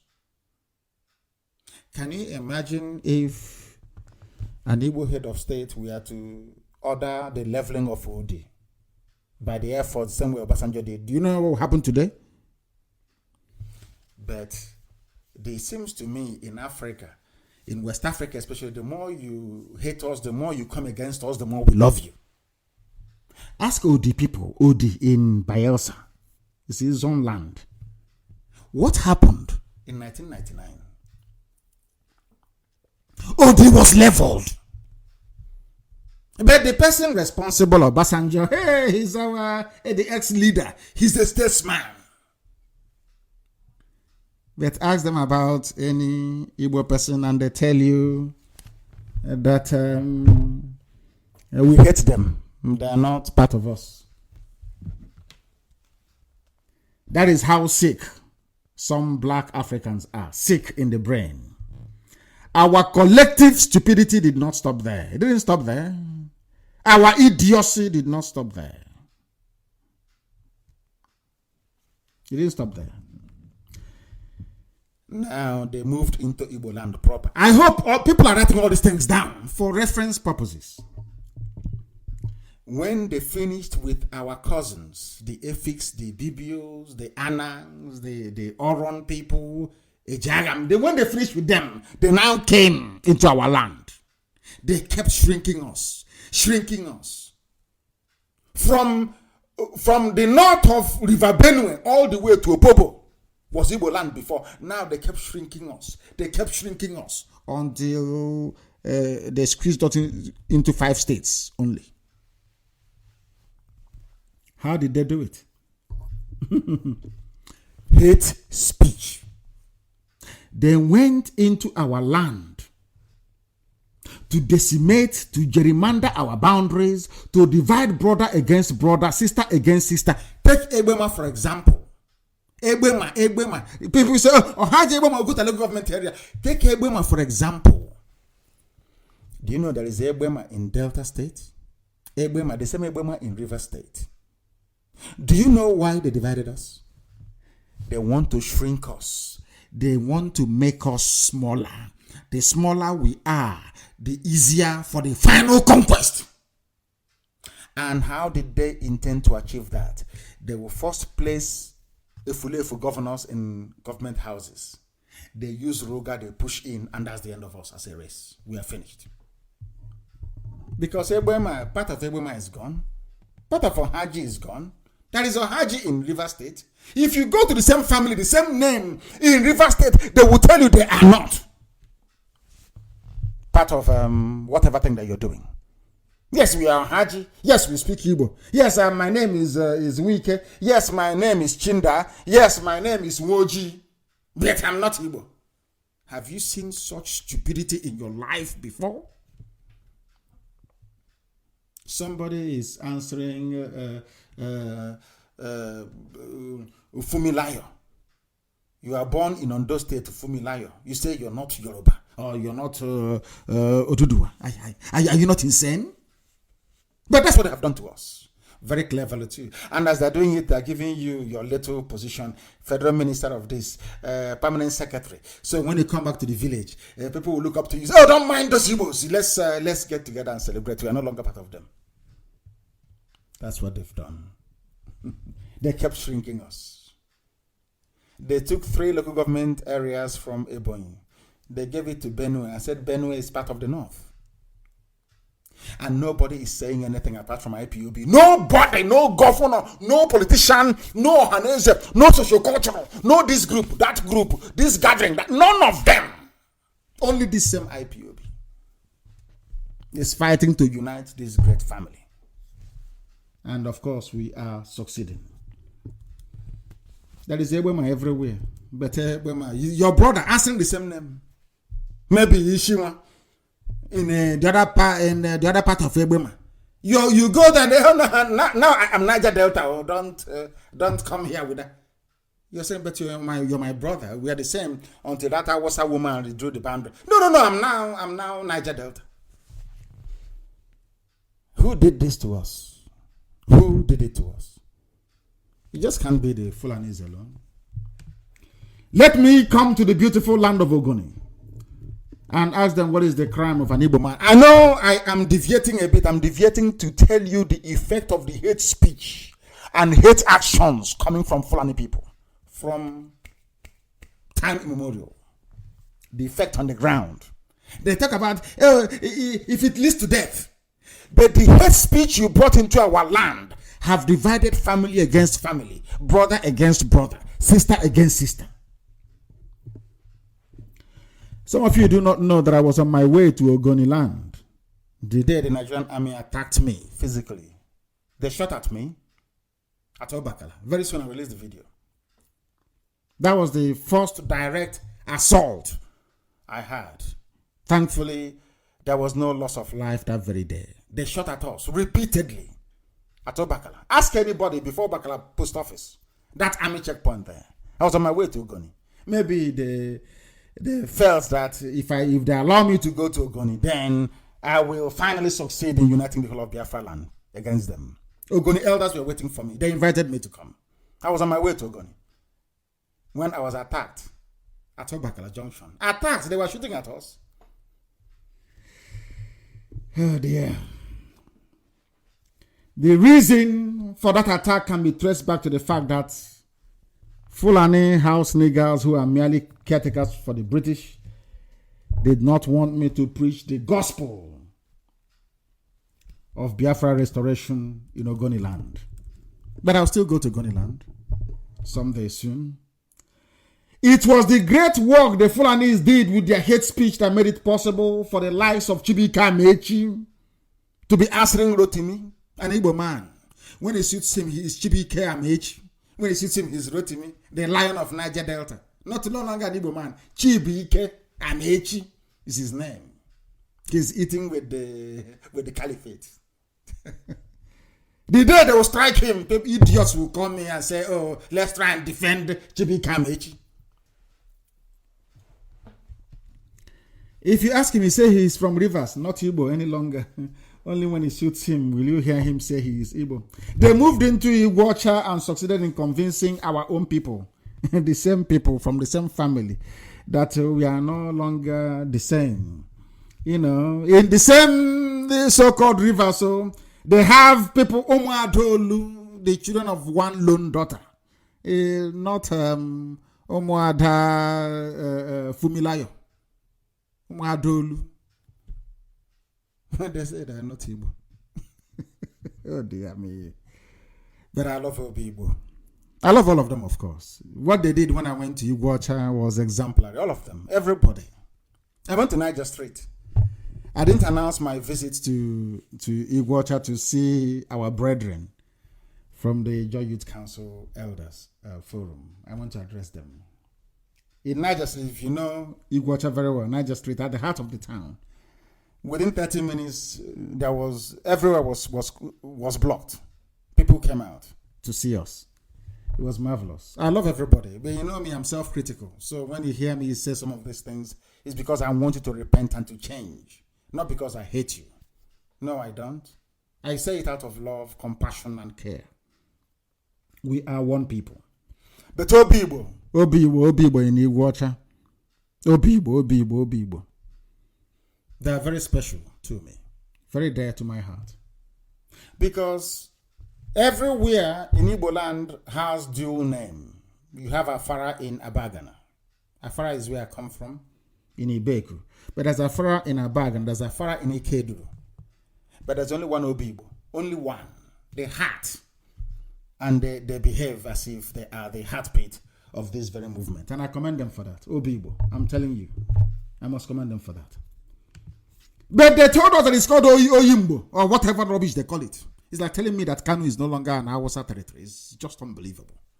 They would have succeeded if not for the coming of IPOB. Very little they would have succeeded in taking even Obibo. The heart. And once they capture Obibo, we are gone. That is the heart of our land.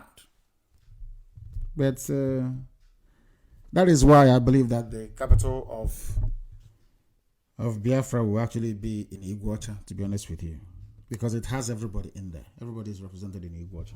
But that's a debate for another day. Some people may disagree with me, but that's what I think. Capital of Biafra should be in Igbocha. I'm telling you. Before the coming of IPOB, that's before, not now anymore, a badly informed Ikwere man will tell you he's from Bini, but his name is in Joko. But all that is gone, it's in the past. But I'm just trying to let the world know the effect of the hate speech and hate actions from Fulani. How damaging. That we are the ones that felt it. We've been feeling it for the past 84 years. Fulani hate speech and hate action. My pride for Obibo knows no bounds, of course. The same way that I feel an affinity to Aba, Onisha, and Abakaliki. I'm indeed proud of Obi, but I must tell you. The same hate speech the Fulanis used with the help of segments of unprincipled Nigerian media to demonize IPOB that made it possible for the Efulefu Brigade, led by Ohaneze and Igbo governors, to rise with such venom against their own freedom fighters, started from Ottoman Danfodio, perfected by the British and executed with precision from the time of Ahmad Bello till date. That is a fact of life. Look at all those that claim they went to Oxford or to Cambridge, all of them, those from the East, and tell me if any of them reason like a human being. All of them that claim they studied in England, as I did, from Honeyamode to the lowest boot-licking Fulani lapdog in a government lodge, they are all against IPOB, despite the fact that we are fighting to save them from certain death at the hands of their caliphate masters, not also minding the fact that their caliphate masters are the principal sponsors of cattle-herding terrorists in our land, killing us today. That is how stupid we have all become. We celebrate failure. You celebrate failure. Those who are saboteurs are those you're eulogizing, praising them to high heaven. Oh, leave him. Oh, he's our son, he's from our village. But he was a saboteur. He was responsible for the death of your people. He is serving Fulani Caliphate. Can't you understand it? Now, let me ask this question. Do you think if Boko Haram were a Biafran group from the south, that any of us will travel abroad or be alive today? Believe you me, Britain will send nuclear bomb to level the entire place. People who are sponsoring 4 terrorist groups are telling you that they love you in one Nigeria and you believe them. Are you not daft? ISIS in West Africa is called ISWA, the one led by the son of Mohammed Yusuf, that Buhari, when he was alive, personally recruited. He was in a court of law. Some of you don't know this. He was released, the son of Mohammed Yusuf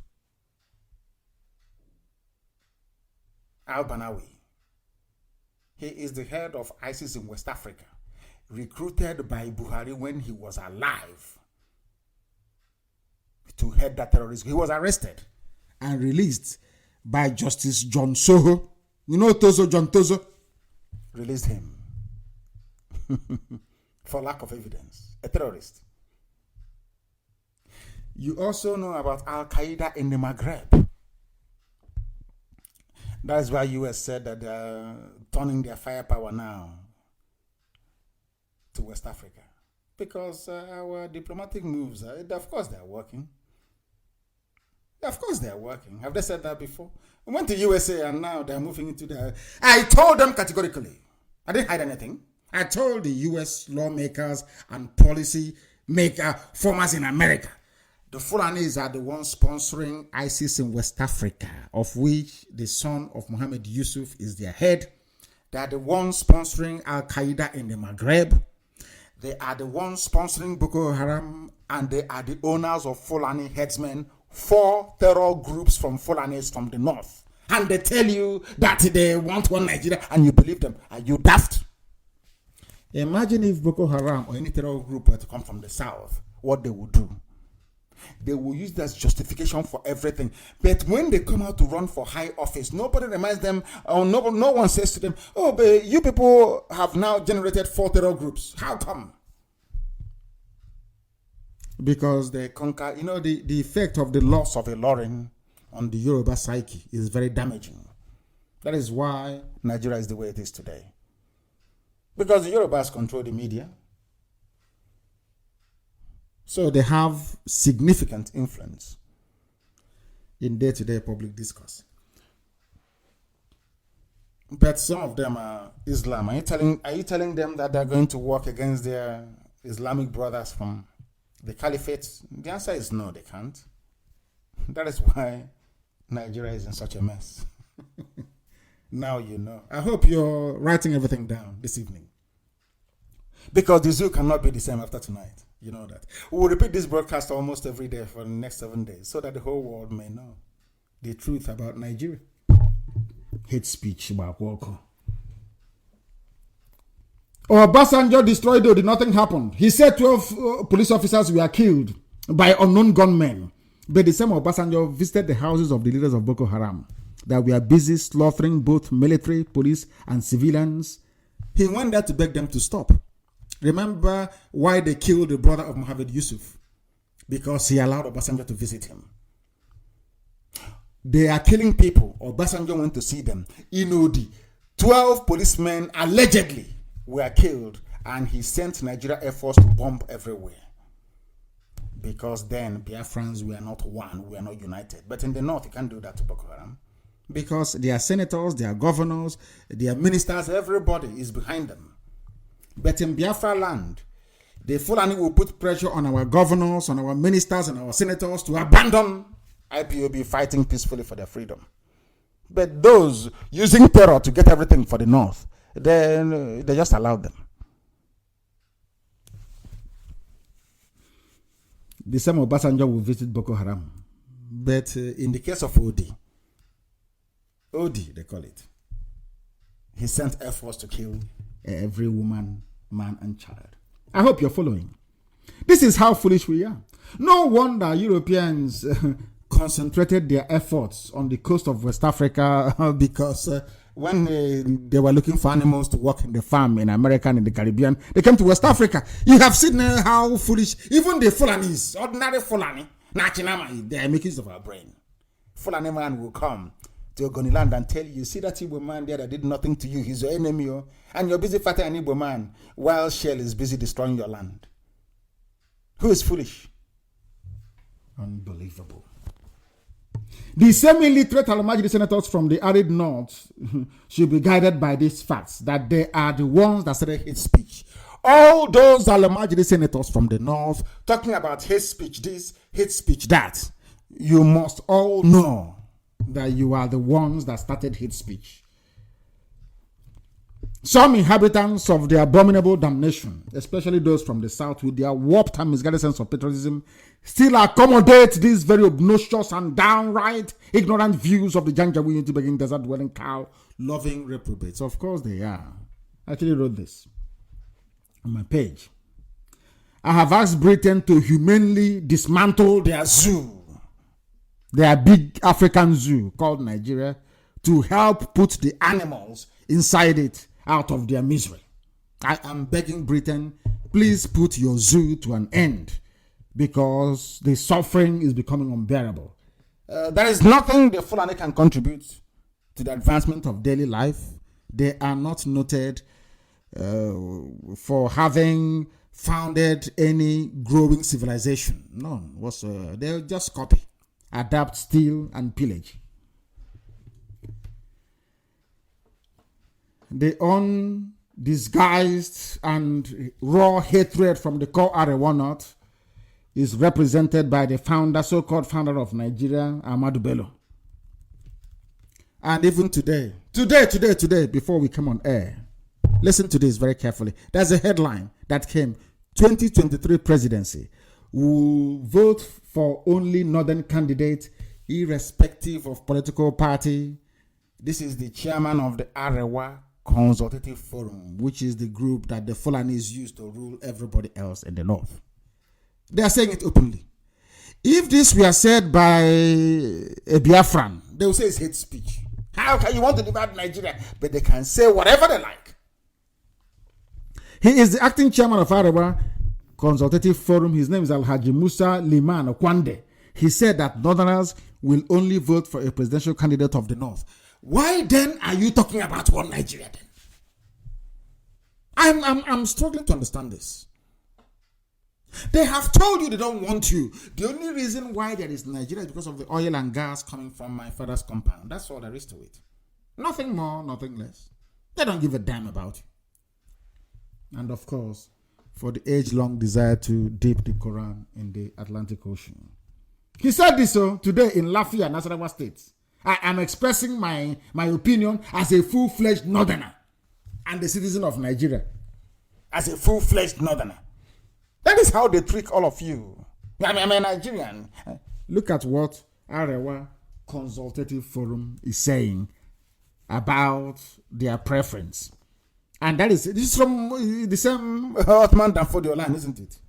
And they will tell you, they will rig the election because INEC chairman is a Fulani man. So they will rig the election and tell you it's the will of the European observers will come around. You know, the British ones that ran away from Gogi. When they saw dead bodies of youth coppers, they ran away.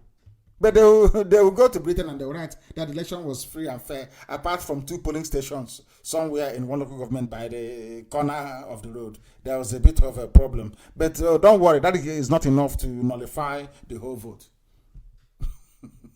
Black, this G. Hey, unbelievable. Unbelievable.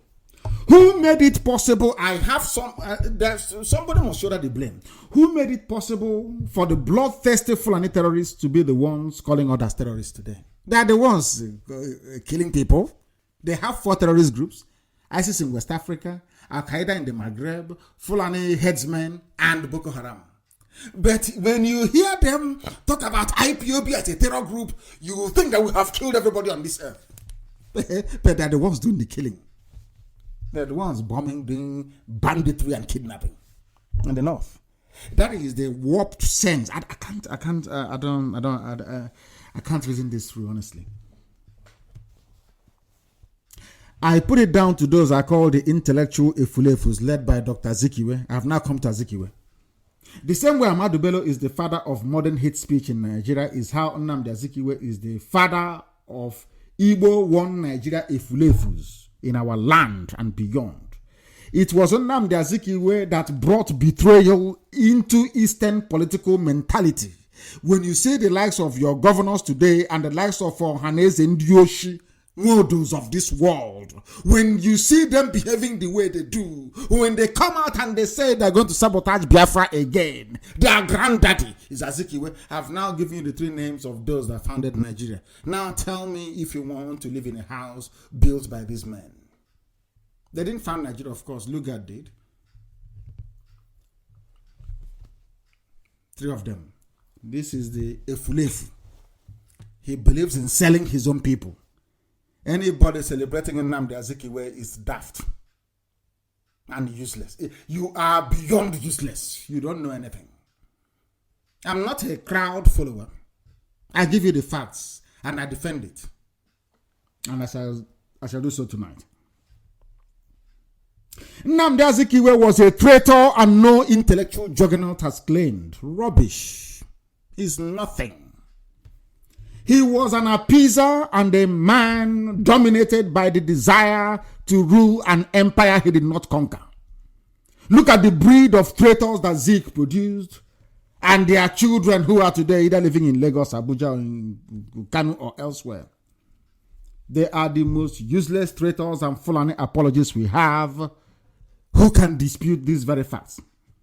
The wickedness and spineless idiocy that characterize Modos Ohaneze and the present crop of Efulefus in government houses, they call themselves governors, all stem from the politics of treachery of Azikiwe.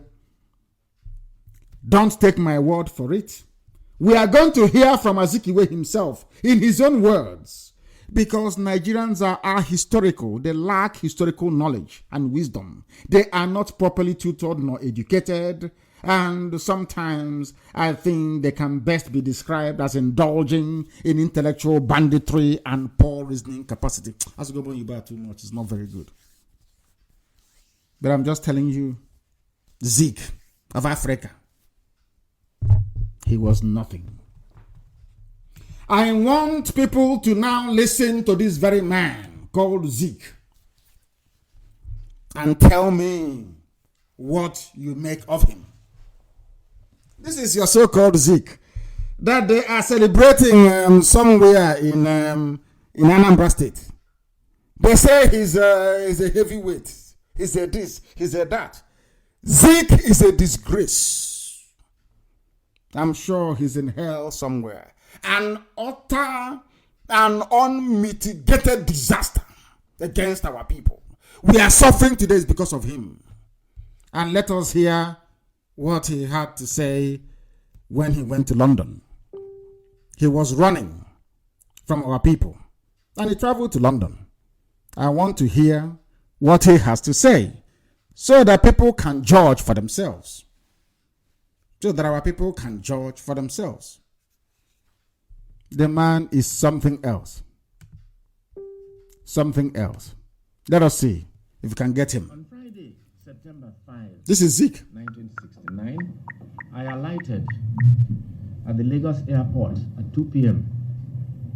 And I spent the next 21 days in visiting the capitals of the 12 states of Nigeria, including 4 university towns and certain parts of the liberated areas. On Friday, September 5, Now, did you hear him? it has made it clear to me that all of us have now realized the mistakes we made in the past by fighting one another. There is a This is after the Fulanis must have finished killing our people. This is Nnamdi Azikiwe where he took money from Shell BP in London talking rubbish against his own people. He is calling our gallant soldiers rebels. Nnamdi Azikiwe. I can't call him Nnamdi, please. I can't. It is a very big shame. Very big shame. Azikiwe calling oh my goodness, calling Ojukwu a rebel. Azikiwe, because Ojukwu did not give the same thing they're doing today. He wants to be the leader. Anywhere he goes, he wants to rule. He wants to rule. He wants to be number one. Hausa people fully rejected him. He ran down to ask Ojukwu to vacate his office. The same thing he did to Eyoeta. Why did we have enmity before IPOB came? Was it not because of Eyoeta? What this same man did to Eyoeta. Eyoeta was the head of government business in the East. He was sacked. He went to Yoruba people. He was kicked out of Yoruba parliament in Ibadan. He ran back to Enugu and asked Eyoeta to leave. That is why they said that Igbos don't know how to share. It's because of this man, this idiotic Azikiwe.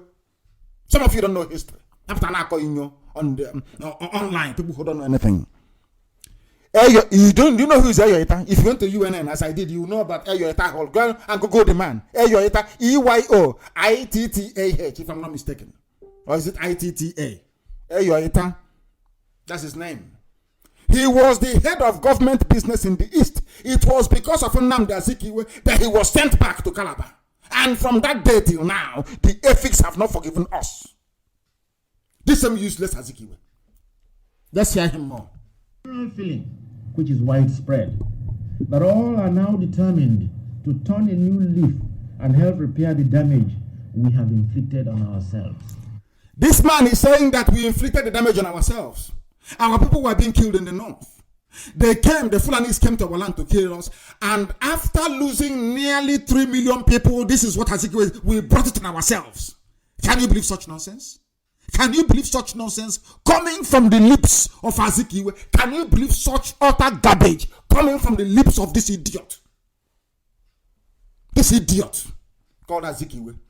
And anybody from today onwards, I assure you, anybody who comes out in public to eulogize Dr. Azikiwe, IPOB will go after that very person. I assure you, I swear it.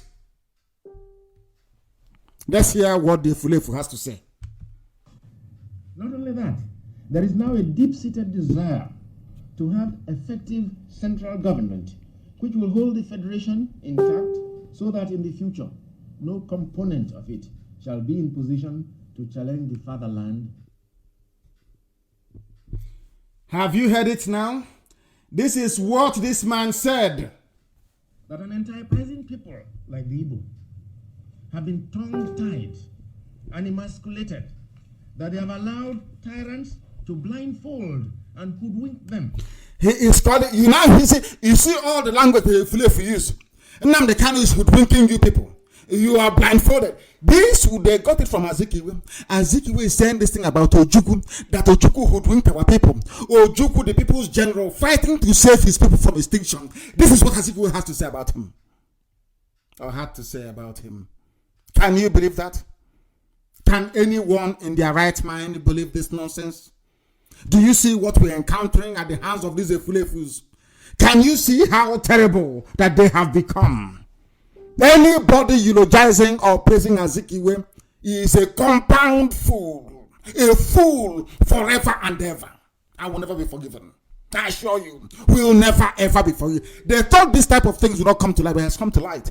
This is you are hearing the voice of Azikiwe. The same way that I played with the voice of Ahmadu Bello is how you're hearing the voice of Azikiwe. This is Nnamdi Azikiwe calling Ojukwu a rebel, calling Ojukwu a bandit, saying that we brought the destruction upon ourselves because he has been conquered by the same Fulani mentality.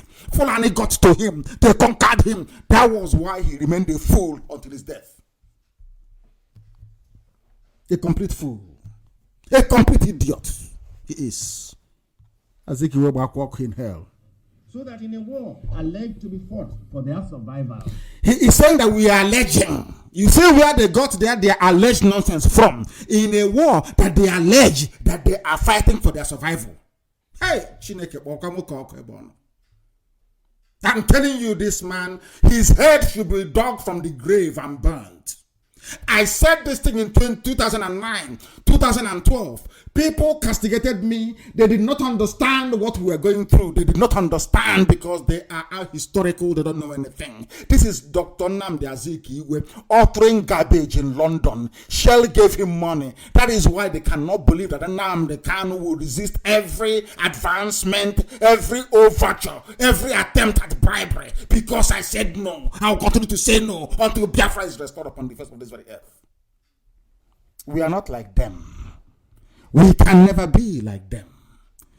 Because we are chosen for this very noble work. Chosen by Elohim to do the work that heaven commanded must be done by the sons of men on this very earth. Azikiwe is calling Ojukwu a rebel. Azikiwe is calling Ojukwu basically blaming us. Fulani people are killing us. Do you see where the Fulefus?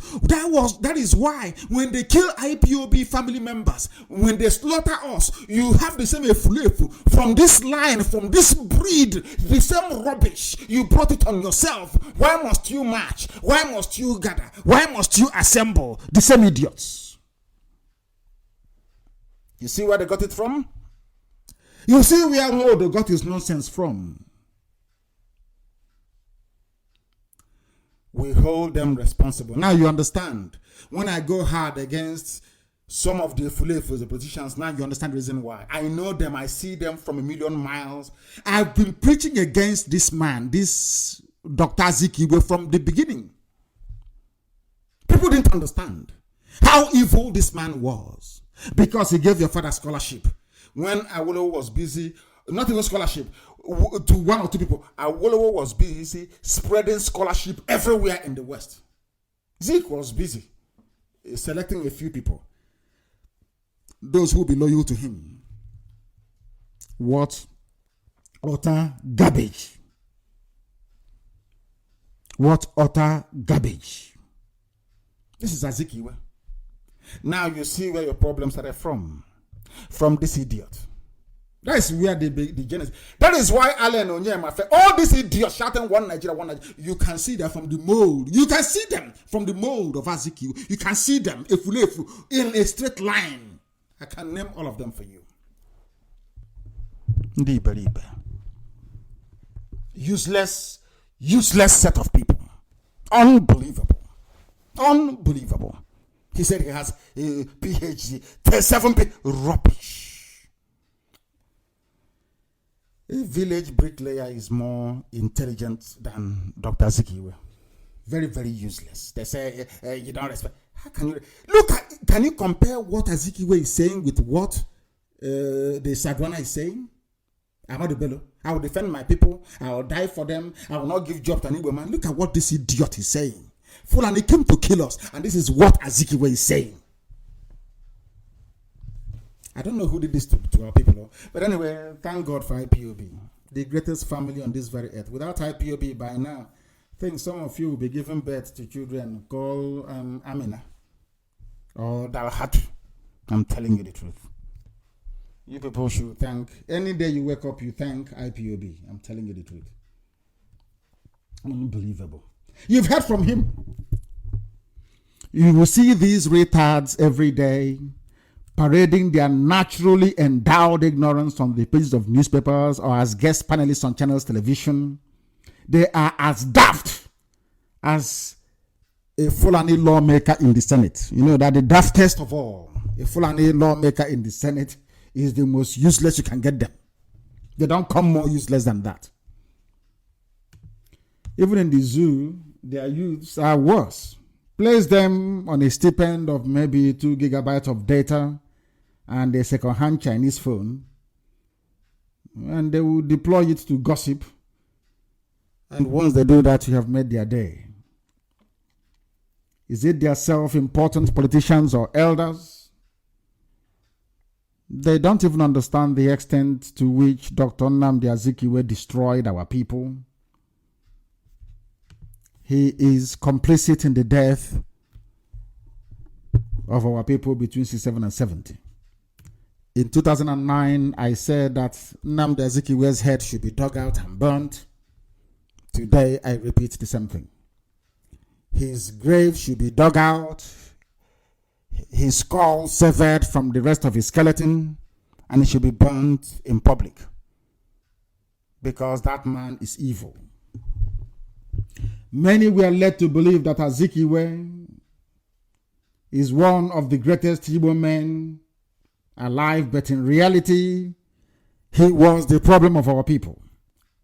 We are still suffering today because of his antecedents. Do you know that Dr. Azikiwe appealed to the French government to stop sending aid to Biafra, referring to us as rebels? He was upset with the images of skeletal children on the pages of newspapers all over the world. He asked the French to stop sending aid to Biafra. And he's a great Igbo man. All of you that celebrate Zeke, God will, all of you will suffer. All of you will suffer. All of you will suffer. I assure you. All of you will suffer. There were press, even a white woman realized that Dr. Azikiwe took money from Shell BP. I don't know what is wrong with our people. Anybody you give money to, they forget their principle. I thought it's more or less a recent phenomenon. I don't know, it's been existing from time. Shell killing us. The same Shell went to Ojukwu in Enugu, and Ojukwu said no, that the oil belongs to the people, and they left to go and support the Fulanis to come and kill us. You went behind our backs, you went to London and you took money. The same thing is happening today in this struggle.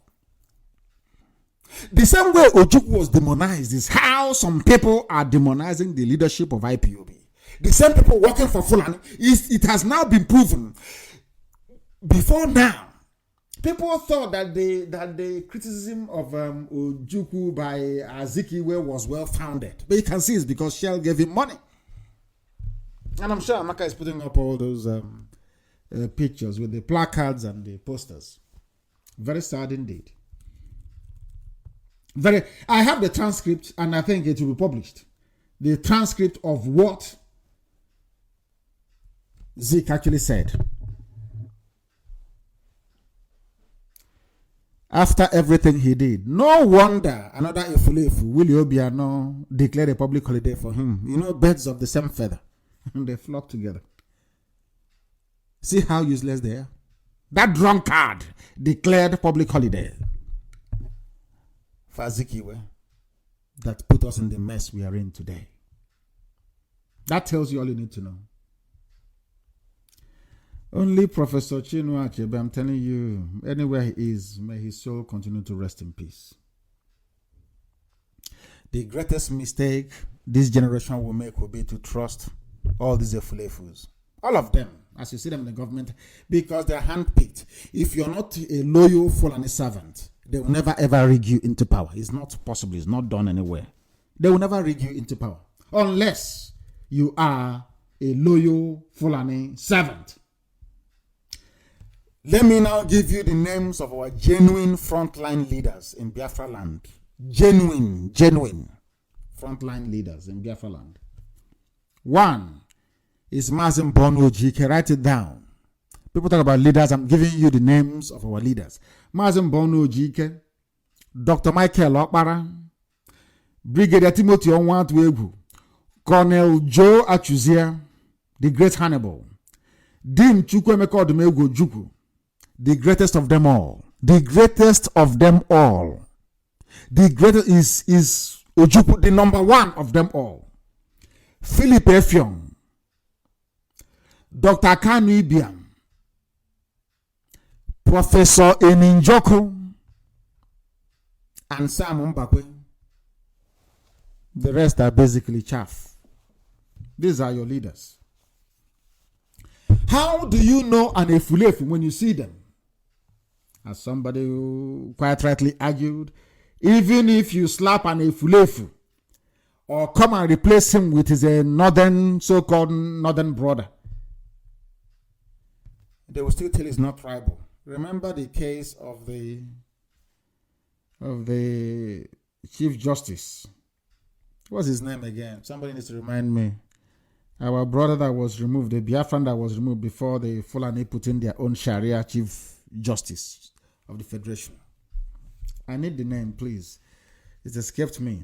I need somebody to give me the name of our... I need the name of our...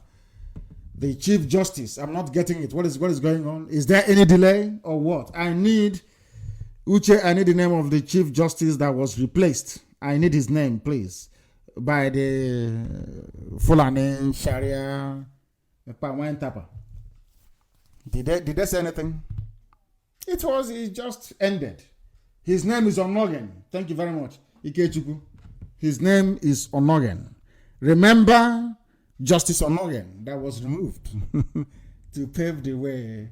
And Justice Onogen, before he was talking about one Nigeria, how to keep Nigeria one, how to make Nigeria one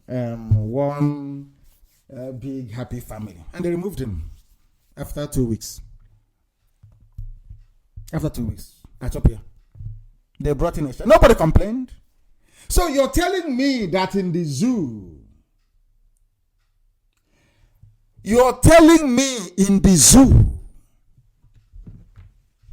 that anybody can come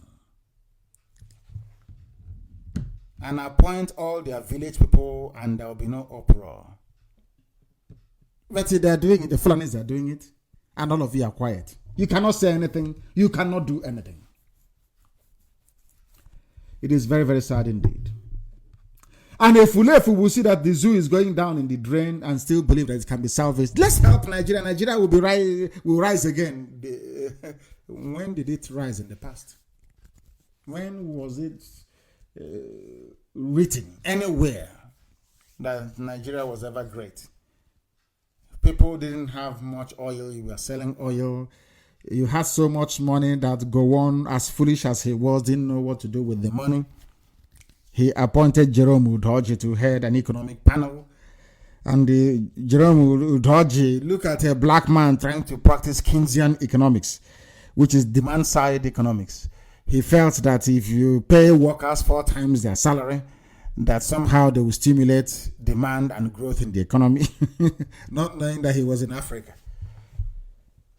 All that happened was that you had quadruple inflation the next week and the money became useless.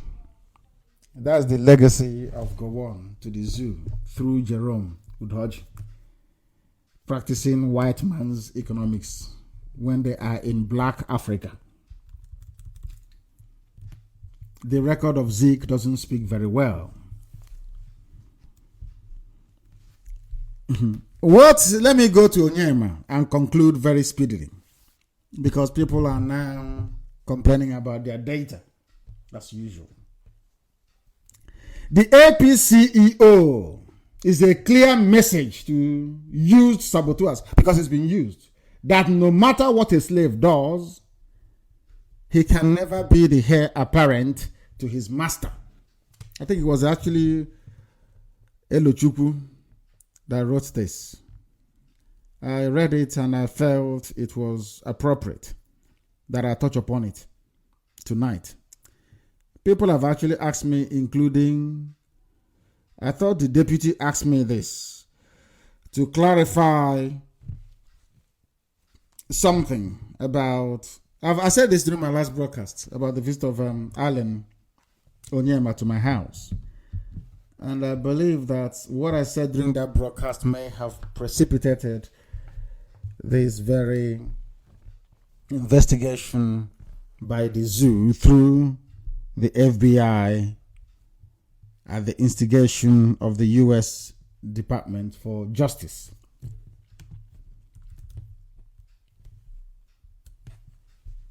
What some people do not know is that Alan Onyema came to my house.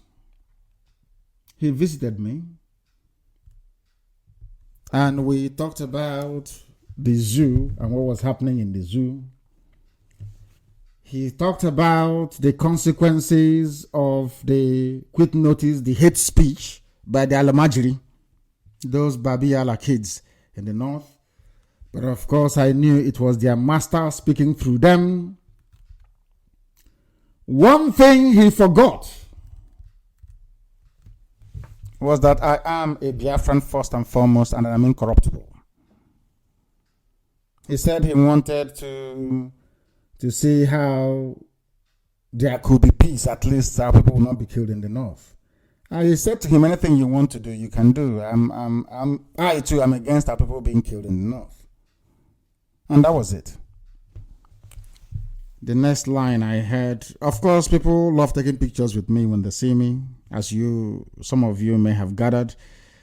He said we should take pictures with the Alamajiri he brought with him.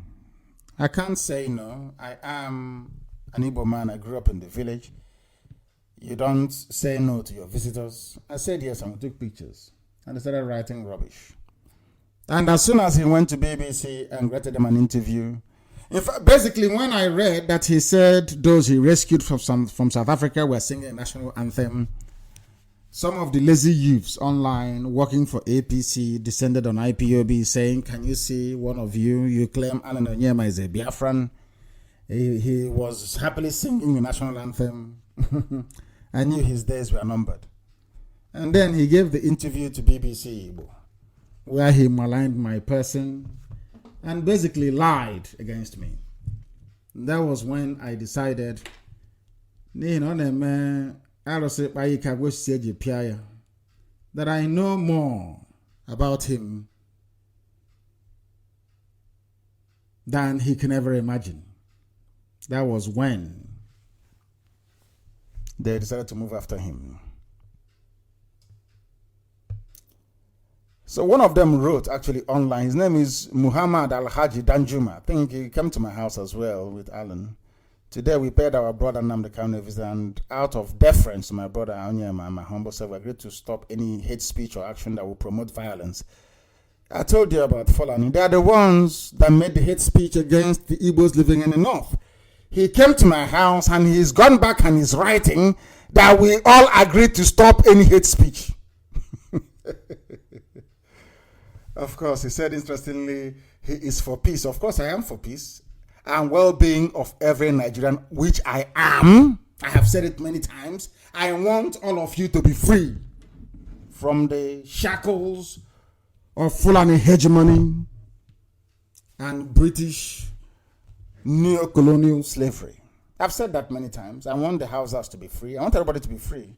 Do you think I'm looking for Biafra just for my own sake? Of course not. I want people to be free.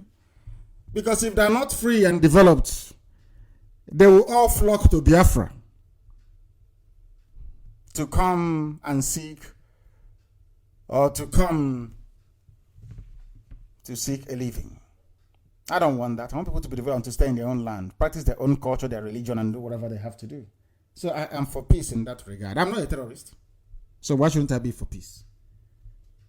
So I think they misunderstood me, or deliberately chose to misrepresent my discussions with them. And that angered me, made me very, very upset. I am not, as an Okwana and Alpha John, as they say, I don't know how to say that in English. In my place, when you come and you say you have a proposal, I will listen. People come to prison to see me, I listen to them. People propose proposals to me was in DSS custody, I listen to them. Can't tell you to go away. I will always listen to you. Always. But what I will do, or what I always do, remains a secret with me. But to compromise what I stand for and the Biafra struggle for independence is not something I will do. I'll be dead 10 times over. I have sacrificed a lot and will continue to sacrifice until Biafra is restored. I don't care or mind what people say or do. Alan Onyema made a very big mistake, very huge one, by delving into a topic that is entirely above his station. He wanted to please his Fulani masters by telling them that he had a meeting and a discussion with Nnamdi Kanu, and that was a very huge mistake. Very huge mistake. A lot of people come to see me in secret that I've not told anyone about. They decided not to publicize it for their own good. He's gone ahead and done so, knowing fully well that IPOB will rise against him and that we will seek to defend our honor. Now we have done so. The Fulanis have moved against him because they know that IPOB cannot defend somebody who deliberately sought to undermine the effort and integrity of this very noble effort. Alan Onyema is in a very serious mess. Look at him today and the mess he got himself into. The Fulanis, who are the greatest looters we have, they are in charge of EFCC. Ibrahim Lamode, have you forgotten? Look at all the criminal Fulani people. What do they know? They're not educated. They forge certificates, all of them. They rig themselves into power. Or they appoint themselves into power in a so-called democracy. How many of them have been charged by the U.S. government? And I want to ask the U.S. Department for Justice, or whatever they call themselves. How many of Fulani people have you charged? The time Omar Diko was in London, Omar Diko ran away with a mobile bank. Omar Diko ran away with almost £5 billion in those days. That money could feed the whole of Africa. Are the children not enjoying the money today? Some of you may be too young to remember a man called Ibrahim Taher. He was the Minister of Communications, a Fulani man. They stole Nitel dry and set the building alight. Nitel building in Marina, in Lagos. That was how much money they stole. Omar Diko was Minister for Transport. Remember Akinloye and his champagne? Akinloye was importing champagne in his name. Some of you have forgotten all this. These are the looters and the criminals you have. Oh, I was a Fulani. I wouldn't say I was a, please, I do apologize to Hausa people. They're all Fulani. All of them. By none. Buhari, when he was alive during the reign of Abacha, was in charge of PTF. How about the 57 suitcases? You've forgotten, haven't you? Buhari was in charge of PTF and he stole it dry because Abacha used it to launder money. You have all forgotten. Nobody's squaring them, nobody's investigating them. Alan Onyema abused the privilege I granted him by allowing him to come into my sitting room to sit down with me to have a discussion. And from there, he felt he could leverage that very encounter to endear himself to the Northerners. And they have turned around and rejected him. That is his business. I want to ask the United States Justice Department, how many Fulani looters of the Treasury have you indicted? I want to also ask the U.S. Department for Justice and the FBI. Are you not aware that Tinubu was a drug dealer in Chicago? Did you not see the bullion van that went to Tinubu's house on the eve of the elections? Have you charged him? I also want to ask the U.S. Department for Justice if they have not heard about Aisha Buhari and his involvement with Halliburton, the bribery scandal. You've not investigated any of those, but you want to investigate Alan Onyema because he's Igbo, because he's seen to be successful, And because he went against IPOB again, which is a lapse in judgment on his part. But let us see how the whole thing plays out. We are not a fan of people that indulge in criminality. But everybody in the zoo is corrupt, especially politicians and those in high office. How they make their money is entirely up to them. They know how they do it. So we see how the whole thing plays out in the next few weeks. I'm not going to get him into any more trouble by asking questions I shouldn't ask at this point in time. But I do believe that he may have learned his lesson by now. That no matter how strong you feel, you are close to the Fulani Caliphate. Provided you come from Biafra land, all of us, they will come after you. You see, write it down today. You see Chibi Kamage. One day they'll go after him. Write it down on a piece of paper. Write it down and quote me when it happens. That's the way they operate. Azikiwe served them. Look at, you heard what Azikiwe was saying. You heard it. Yet in 1979, they didn't vote for him. They didn't vote for him. Because he is a Biafran. And they don't trust him. They have come after many people, haven't they? They came after Ezekiel Izuogo. They went after Ibeto. This is after saying we are one Nigeria. Once you come out and say, I love Nigeria more than even the Fulani, you're finished. They don't believe you. They don't trust you. Look at the interview of Junaid Mohammed today. Look at what Arewa Consultative Forum are saying. But at the height, I wouldn't say at the height of agitation, in 2015, the whole Arewa came to Enugu for a meeting. They called the stupid Efulefus in Ohanese. They attended a meeting together. Let's build Nigeria together. Today they're telling you now they have the power. They have INEC. They have the judiciary. They have the media. They have everybody. They have the Senate and House of Reps. They're not telling you to go to hell. All they will say is that the population of the North is more than the South. So regardless of what you do, they are more in number. So they will claim and they'll give themselves victory. And you wail for a few days on social media and you go back to buying a liter of petrol, 280 naira. And that'll be it. And when you hear that IPOB is rallying or agitating to save you, you take out of frustration and your hopelessness on IPOB when you should direct it against Fulani people. That is how sad our people are. Look at Ibeto. I remember Faneka telling me when we met in Kuje that Ibeto was suffering in EFCC custody. What was his crime? He dared to sell cement like Dangote.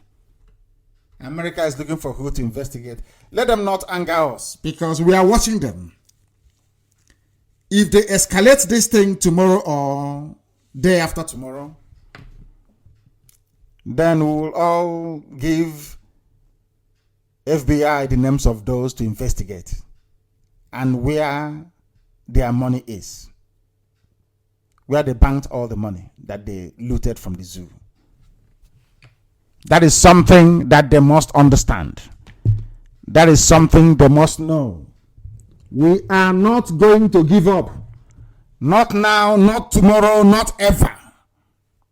We will not surrender our land to them. Of course not, we won't. Because as I said before, I grew up in the village. So we'll deal with the enemies of our people first, and then we'll deal with Alan later. But right now, we are going to defend him. We will defend him. And from tomorrow, we'll give FBI the names of those to investigate. People that actually looted the treasury. And be rest assured that Babangida's name will be there. When we submit your name, we'll also tell them where to find the money that you looted from the treasury. So since FBI is now interested in tackling corruption in the zoo. We welcome them. We welcome them with open arms. We are now going to give them the names of those to investigate. Every Fulani, Alamajiri, criminal, looter, be rest assured that your names will be going up to FBI and to United States Department for Justice. And if they fail to investigate, then we will make the case that Onyema's case is victimization, a continuation of the economic emasculation of the Biafran people, which we will not tolerate. Some of you will sit at home, some will be gossiping, but I can assure you that I will be meeting those that matter face to face in America, discussing these very issues in the next few days. So we'll defend Allen, but I'm sure he's learned his lessons. Don't lie against IPOB or myself, or else you get yourself into trouble. Don't try the nonsense you pulled next time. And Allen Onyema is the very last amnesty we are going to grant anybody. Any efulefu caught up in one Nigeria mess, from today onwards, we will not defend that very person. Unless you identify with Biafra. Unless you identify with IPOB. If you don't identify with IPOB and with Biafra, we will not defend you in the future. As simple as that. Then you will bear your cross. It is as simple as that. Innocent, we defended. Ibeto, we tried our best.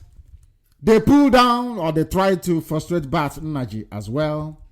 The list is endless. And as one of our brothers wrote very movingly, Agunze Onwoka, only a fool would want one Nigeria. Only a fool will want one Nigeria. No sensible person will want one Nigeria.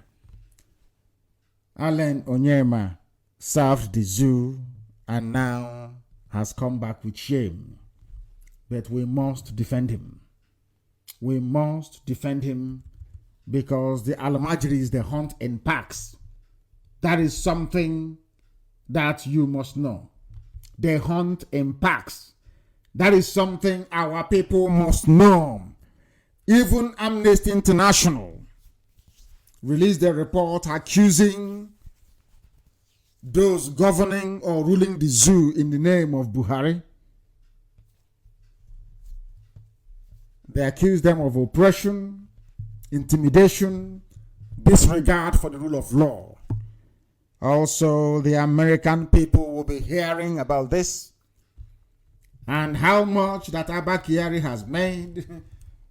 They have opened up a can of worms, I'm telling you. Because FBI will investigate, is it Yusuf Buhari? What is Buhari's son's name? The fourth richest person in Africa. FBI is going to investigate him and investigate Aisha as well. We'll make sure it happens. You know, in the USA, they follow due process. Once the complaint comes in and it has merit, they will investigate. So it is not just Onyema. No. Whoever suggested that Onyema should be investigated, you've made the worst mistake of your life. Every Alamajiri, every Fulani, every criminal in the zoo will be investigated, including Tinubu. Everybody. Since they have started, everybody, we will supply them with every information they need. So they shouldn't worry. Since FBI wants to come in to dabble into I wouldn't say Biafra because Onyema doesn't even support Biafra. Since they want to continue where they stopped, where some parts of the Western world left off after 1970, after killing 3.6 million of us, you took our money, you removed us from every sphere of influence in Nigeria, and now the few people we have that can afford 3 square meal in a day, you want to destroy their businesses. Maybe so Dangote can float an airline. You destroyed it better. Dangote started enjoying monopoly. Our people don't reason very well. They don't want to see any of you as a millionaire. They don't want to see us rich. As long as you have your little spare parts shop, or you're selling crayfish, or you're selling 4 sticks of stockfish in 2 months, they're okay with it. So that way you'll be asking for one Nigeria, clamoring for one Nigeria. So when they get an Efulefu and empower him or her, they come to the village, all of you be doing rankadede. The FBI rather should prepare for IPOB, because we have the names of all the looters in the zoo called Nigeria. They are going to be very busy. Very, very busy indeed. We assure them, unless they drop the charges. If by tomorrow morning, we see in Yoruba newspapers, Allen this, Allen that. I saw the headline today from Nation newspaper. They say those that live in glass houses should not throw stones. You don't throw. For Tinubu paper, Tinubu owns Nation. For Tinubu to splash the picture of Allen saying indicted for fraud and corruption, in that USA, we will see Tinubu there as well. We have the resources to mount whatever investigation we like. This is IPOB. So we ask them, the Fulani Caliphate, those in EFCC setting up special panel to probe Allen. No, you will not do that. Allen made a mistake. He messed up. That is true. But he's a Biafran. Are we going to throw him to the wolves? To devour him? Of course not. We're not going to do that. We defend our own. As Ahmadu Bello would defend every northerner. To the point of not even appointing an Igbo person. He said it openly. Instead of me to appoint an Igbo man, I'll appoint a white man. So we must learn to defend our own. But let me repeat that this is the last time we will do this. If you come out again, any of you, if come out again to say one useless thing about Biafra, or try to eulogize your one Nigeria, or preach one Nigeria, if you get into trouble, IPOB will not defend you again. We go to the issue of the people that is having a referendum, because rather very sadly, our people don't quite understand the meaning of referendum, especially those in the zoo. A very small region of Ethiopia have just become autonomous, or should I say independent. And when I was contemplating the reason why Ethiopia will grant one of their regions the chance to express their will via a referendum, something struck me. That Ethiopia is the only country in Africa not colonized by the West. Perhaps they have a different way of reasoning. It is only in the zoo that the media will not tell you that Ethiopians recently held a referendum to create a new state for their Sidama minority group. As I was saying, now I know why Ethiopia was not colonized. They reasoned differently. Compare Ethiopia with the British zoo called Nigeria and tell me if you cannot see any difference. In West Africa, we love to be enslaved. To be submissive to an external force is in our DNA. Can't you? Do you know why they kept coming to the Bight of Biafra to empty people across the whole of West Africa? Whites. Do you know why? Because we are submissive to extend. We only have strength when it comes to your fellow brothers. You have strength and energy. You'll be doing videos morning, noon, and night, writing junk all over the place. When it comes to fighting an external enemy, no, we are not good at it. My question tonight is this: why do we love to be slaves? Why? A tiny portion of Ethiopia is independent because they all came out and fought for it. Because we know that independence is agitation is a very expensive business. Of course it is. Everybody must rise up to make sure that we free ourselves from the bondage called zoo. We are the people being sold in Libya.